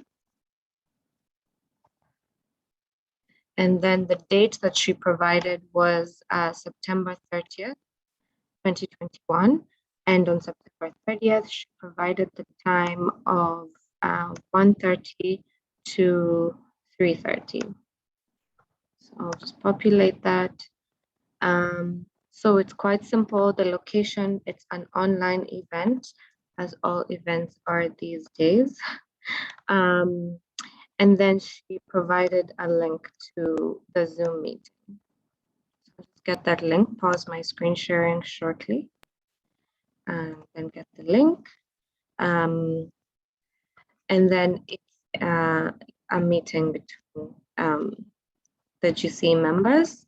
And then she also gave a description, and this is really where you, as she mentioned, that you can give an agenda or any other information that you feel is relevant. So for now, I'll just briefly put the additional information that she shared. And then simply once everything, all the information that that you've shared with me, if it's a CLAD event or an event for a national coalition, I'll just input it here as shared. My role is not really to filter or see what to share and what to share. Everything that is submitted through the form will be shared. So I will hit save. And then once you come onto the homepage as a user, you are able to see the global launch of the Learning Hub happening on September 30th. And you're able to click into it and see the Zoom link as well. And then in terms of sharing the resources, we'll be doing them through the Learning Center. So the Learning Center, as I said, is the content part of the Learning Hub where we'll share all the content. So I will go into news and impact stories, and then I'll simply hit add.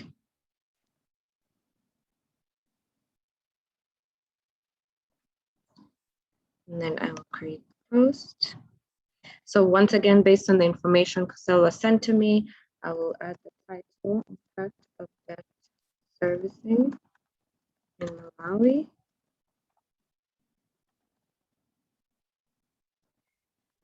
And then I will format and copy the information from the resource here into the post. So I'm constantly pausing my screen share as I extract the information. Apologies for that.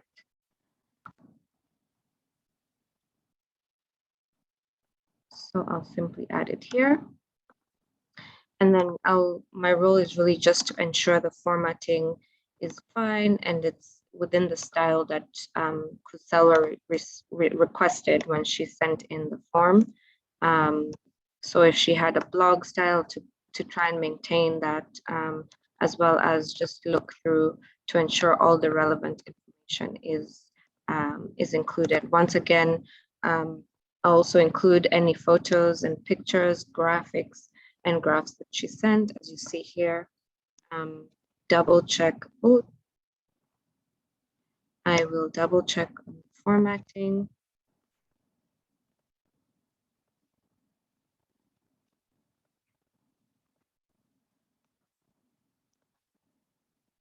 And then once it looks ready to go, another key part is I'll make sure that it's within the right filters in order to ensure that once members log in, they're able to search for it. So I'll put it within education, financing, strategic area. And please don't mind if I'm going too fast because you'll not need to do any of this. This is from the admin side. But I just want to show you how we'll ensure that all your resources are uploaded. In terms of the thematic area, it's under education budget tracking, and it's a news story. And this is just to ensure that the search functions work. In terms of the source, it's from the National Coalition, from the Malawi Coalition. And then my page details are now saved and you're able to search for it. Once everything is complete, then I'll simply hit post news. And the impact story is posted. So once you come onto the news impact stories page in the Learning Center, you can see either the resource you submitted or a new resource from another GCE member or partner. So that's basically how the resource submission and event submission will work and how it will show up on the page. I'll regularly receive notifications once you do submit information, and we'll be relying on you for the content that will really make the Learning Hub a success. So I will now hand over back to Kaselwa to give an overview of the Learning Center and how it really works for everyone. And then we'll move into question and answer in the last few minutes. Thank you.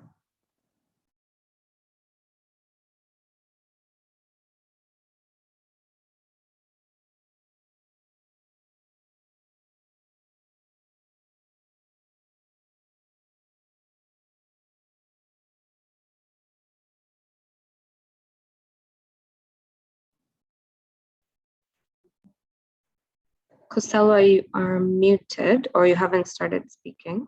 No, I Okay. was struggling to find the icons.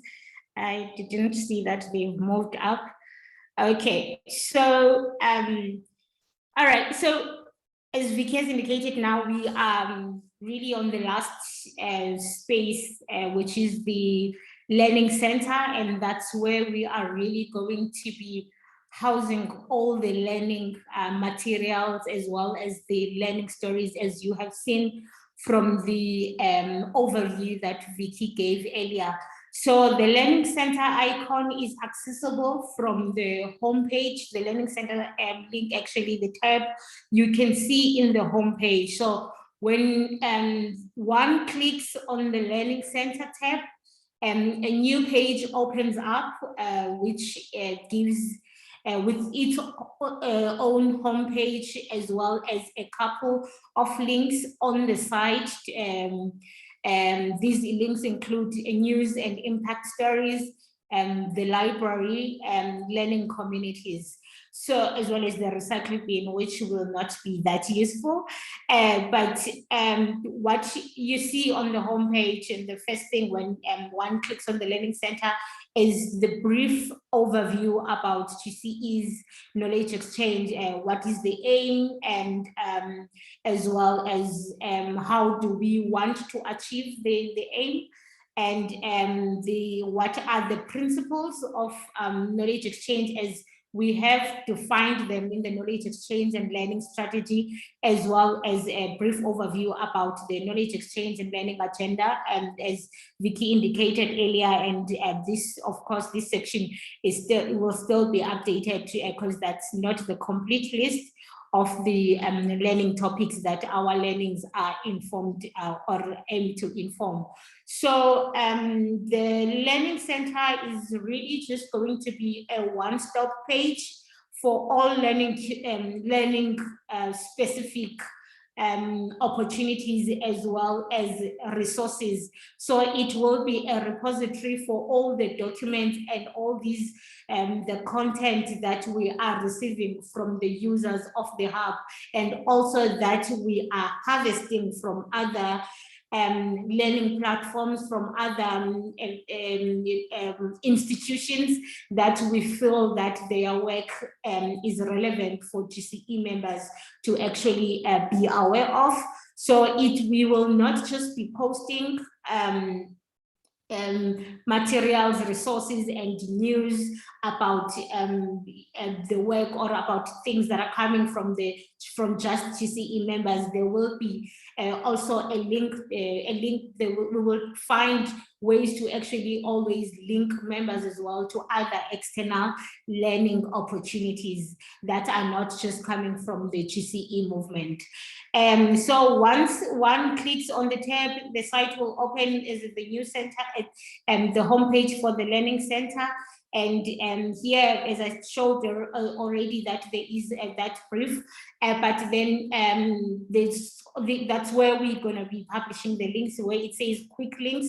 If we do find that, for instance, one institute, if GPE has published that they've got a learning opportunity, we can find a way to direct the users into that publication from other institutions through these quick links. And here, as Vicky showed earlier, that this will be providing the summary of the summaries and the highlights and notes from any of the events that have been published or that have been indicated to have taken place in the Learning Hub. So here it's just going to be really connecting the hub users into any post-event materials that are available for sharing, and if there are any recordings that were available, then we will upload those. So this will just basically be for that, and also the calendar, as Vicky indicated earlier. So what we wanted to do with this one for this moment of the session is really to show you how to go about filtering this kind of information, because we understand that as we are getting contributions and as the content it gets published on the Learning Hub, it's going to be packed with a lot of information. So one of the functionalities that we wanted to provide in the Learning Hub is the ability to be able to search exactly the kind of content that you want to see. So from the top stories, I think Vicky has already highlighted quite well how the stories will be showing. So this section really just shows the top stories, the stories that have been published recently. And most of the time it's just going to be showing 4 stories. As you can see, this one you can see it was published 6 minutes ago by Vicky, and some of these on the side are some of the recent stories that were published, and you can see this one was published yesterday, and the other ones were also, like this was published on the 14th of September. But if you would like to refer to stories that were published maybe a month ago or 2 weeks ago, which I'm not showing as a top story right now, there is this section here where all the stories in the hub that have been published will be listed. And obviously now when they are showing up, there is a list. They are not showing the actual content, but they show the title of the story on the side. So my focus right now is on the table on the right. So the table on the right, it's will provide a full list of all the stories that have been published on the Learning Hub. So for now, we have probably up to 8 stories that were published in the Learning Center. And when one looks at these stories, you can see that it gives the title, like what is the name of the story, how was it named, what was the title of the story, and what is the thematic area that it relates to, and what was it published as, was it an announcement, news, or political statement, because there are different ways in which we tag the content that we published in the hub. So here it's just an indication of that and the strategic area that it relates to, as well as the source where it actually came from. All these properties, all these headings are what Vicky, when she was publishing the post a few minutes ago, she was just really linking it and tagging it to the right topics, so that when it comes to really finding the information, it becomes easier for the users. So here, all of these are listed here. But not is interested in really seeing stories that not not to see the full list of the stories, but then is interested to ascertain stories that relate to one of the GCE strategic areas. There is a table on the left, and it is used to filter what is happening, all the list that you see on the right. So for instance, let's say as the user, I'm just interested to see stories that were posted for equality and under equality and non-discrimination. So what I would do is just to mark this the first strategic area as the filter that I want the stories that the table on the right to list or to bring up. And you can see immediately the list has actually reduced to only 1 story instead of showing that long list. And the same as if I would like to see now stories that relate to education financing, I can just uncheck the equality and non-discrimination and move to check education financing, and now we can see that a new story has been pulled out for members to view. So once one really kept, and actually what I also would like to note is that one can make a selection of many strategic areas. It doesn't have to be just a selection of one strategic area. Let's say if one wanted to also see cross-cutting stories that were cross-cutting, one can just make that indication. If you wanted to see up to 3 strategic areas at a time, that there is an ability to do that.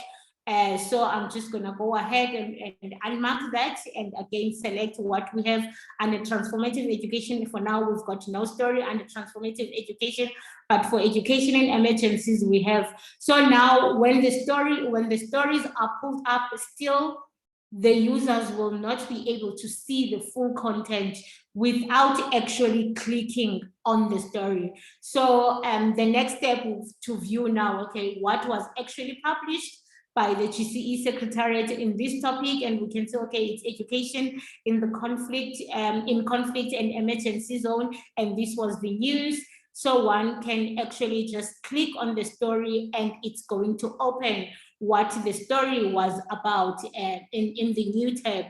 As you can see now, this is the full story. One can actually engage with the story. They can read and also provide some comments or questions. And once the story is opened, one will be able to also see the number of comments that have been published or that have been posted in relation to this story, how many viewers have been able to see this story and maybe save to actually check it later. They can also like the story. Like now, it just showed that I think we are all aware of how the social media platforms work. So this works the same. So in terms of providing comments, one can read, the user can just also use the comment box to just type whatever they would like to actually to share their views about the content that has been published.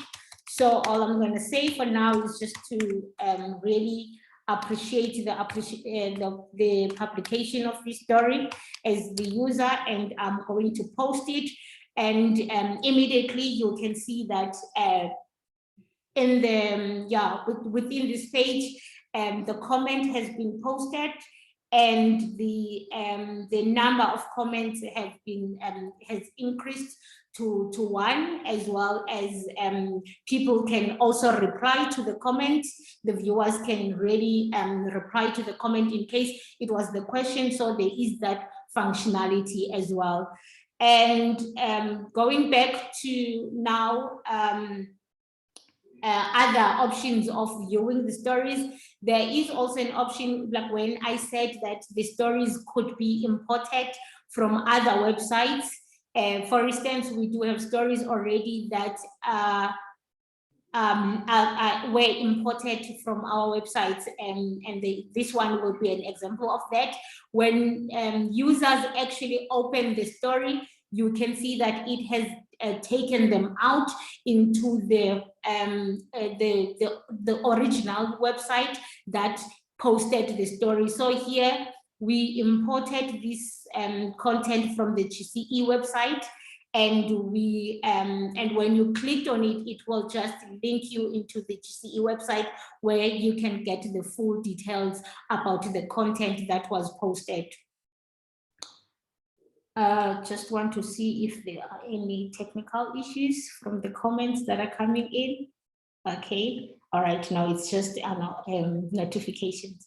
Okay, so the next stop is the library. So in the library, that's where we are going to be really archiving all the documents, the papers that are being submitted, and all the work that has been shared. Some of the work, it doesn't even have to be submitted as a contribution to the hub. It's gonna be something that we are also taking a full ownership in terms of like really sourcing and harvesting resources that we deem relevant for the users of the hub. So here, the first section is just really about the resources and documents. So for the resources and documents, it works the same as well. You can see on the right side, and the table that will be the library for all the documents. that are going to be posted, that are going to be published, that are going to be saved on the Learning Hub. This is where they all going to be listed.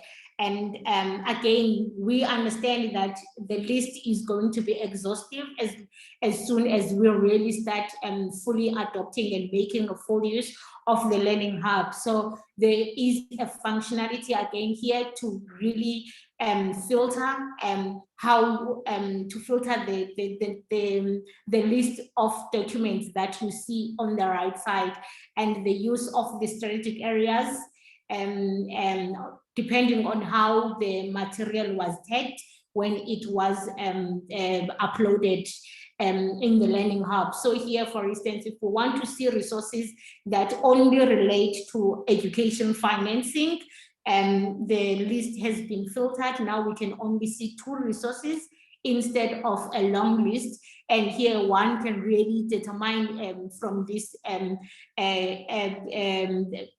overview of the list to just see, okay, what was the title of the story that of the document that we have. So here we have the GCE OC3 final report. That is the report that we submitted for the OC3 program.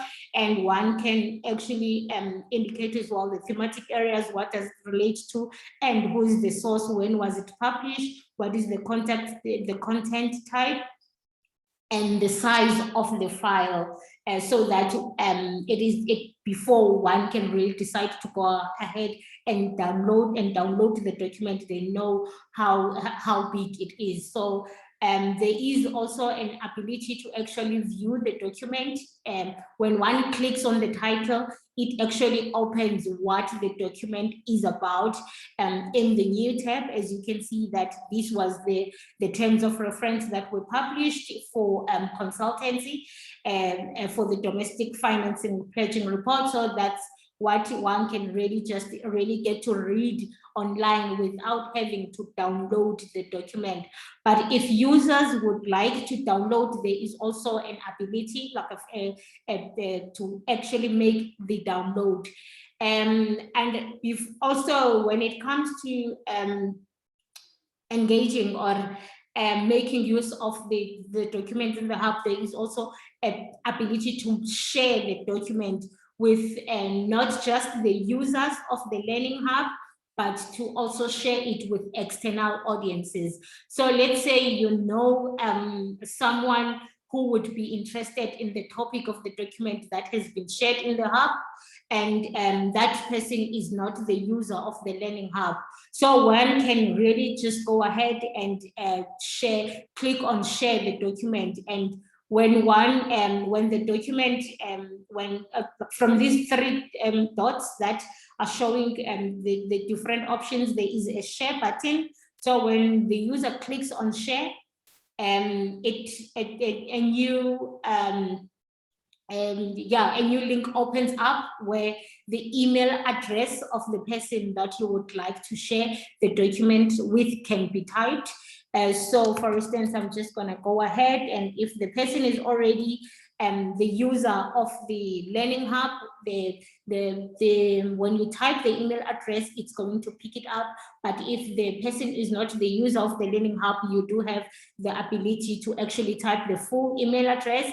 And then when you are done typing the full email address, you can send the document, and they will receive the link to view the document, and you will just be getting that feedback that the link has been sent. So that's another way of really ensuring that we are inviting as many people as possible to actually interact and engage with the resources that we are publishing on our Learning Hub. And same as above, with the use of filters, and this table here, it's the same library that we've just seen above, but then now it just provides an ability to be more specific about the kind of the content that you want the platform to pull out for you. So let's instead of filtering by the strategic areas, now it filters by the learning topics that we said are central to GCE's knowledge exchange and learning.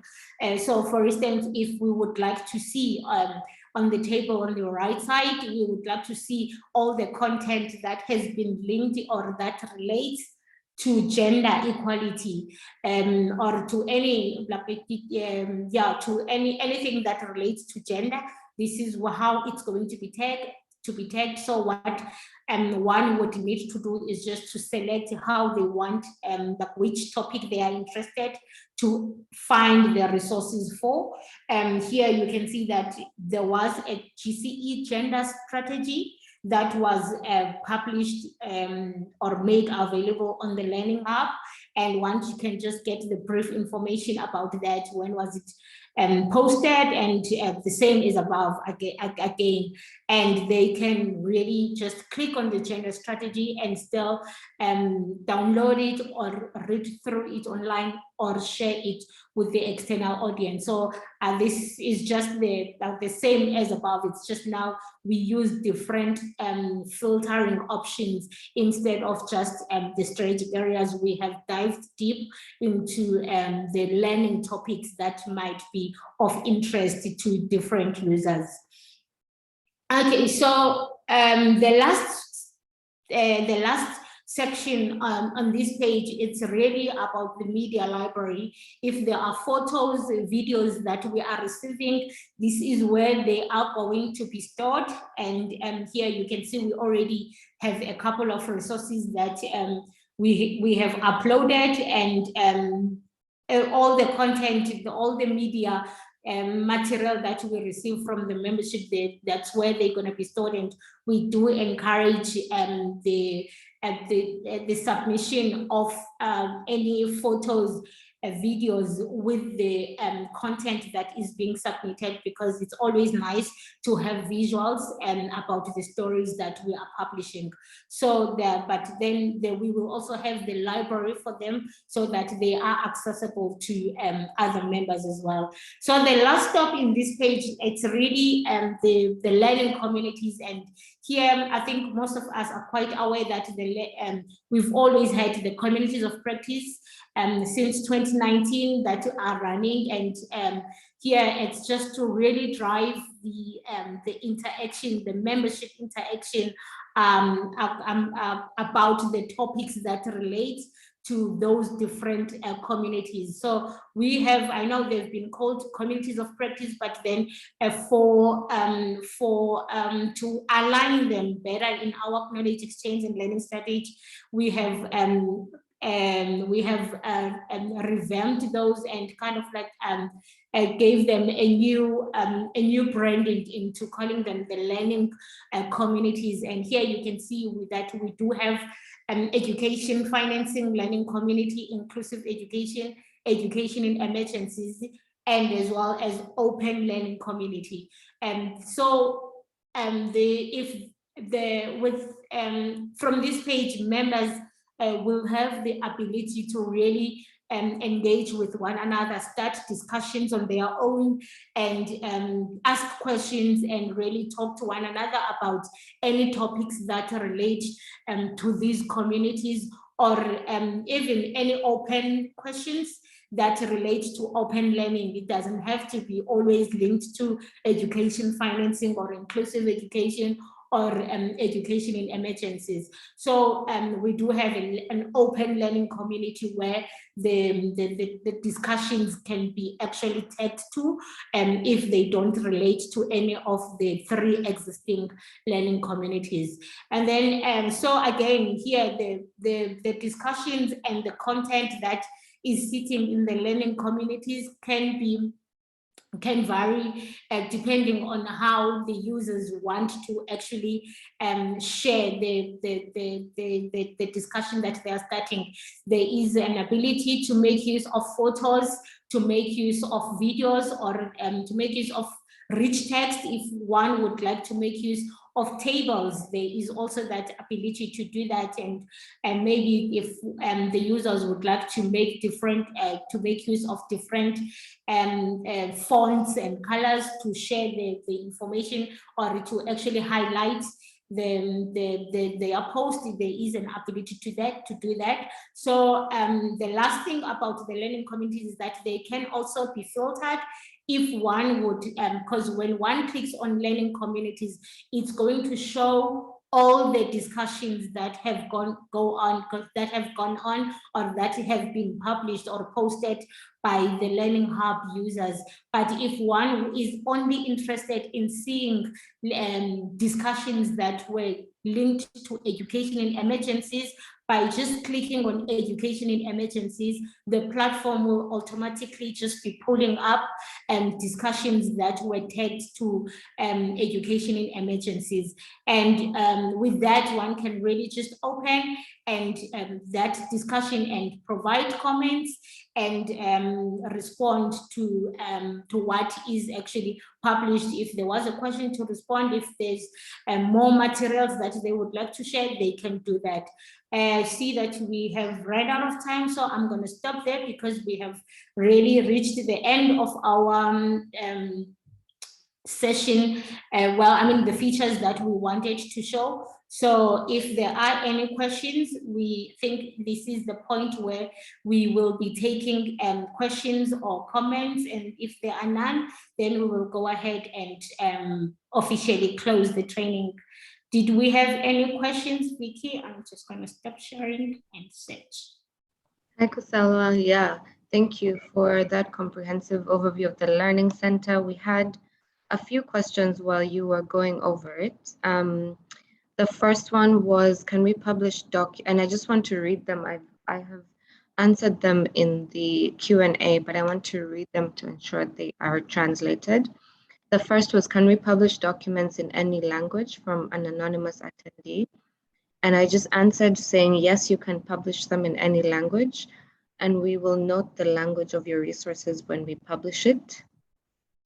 If the resources are relevant to other members or are brief, then we may also be translating them and uploading the translated versions to the hub.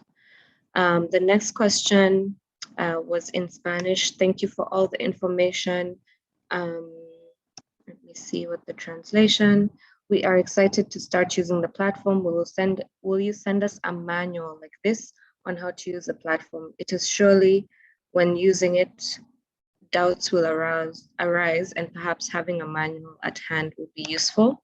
And I just answered saying, yes, there will be a guidance document that we will share once the training sessions are complete, with a complete guide on using the Learning Hub. So those are some of the questions we received and answers I've shared. And I just wanted to make sure they're shared in both English and Spanish, and they're also answered in the Q&A. But if there are any other questions, feel free to post them in the chat or Q&A. Otherwise, as Kusalwa mentioned, we can end as well. Great, thank you so much, Vicky. Yeah, that was helpful. Yeah, and I mean, because obviously we have reached the end of the session, please feel free to forward any queries that you might have, if they come tomorrow when you are viewing the recording. Please feel free to forward them to Vicky and me as well. I think I'm quite capable of answering some of the issues that you might experience. And again, Vicky will follow up by sharing the form that we would like it as well for national coalitions to make use of, to get enrolled in as users of the platform, because the access is not automatic for everyone. We have to make sure that all members before are signed in and before they can actually gain access to the platform. So that information is only accessible through Vicky and through the form that we are going to share. If you do feel like there's something that you missed, there's still a couple of trainings that we are going to have, and they will still be delivered in English with interpretation into Arabic, Portuguese, I think next week, and there will be just one English session on the 30th before the launch of the Learning Hub. And just to reiterate again, we do have the official launch where we are inviting also the external partners, the funders and strategic partners of GCE to join us on the 30th from 13:30 South African Standard Time.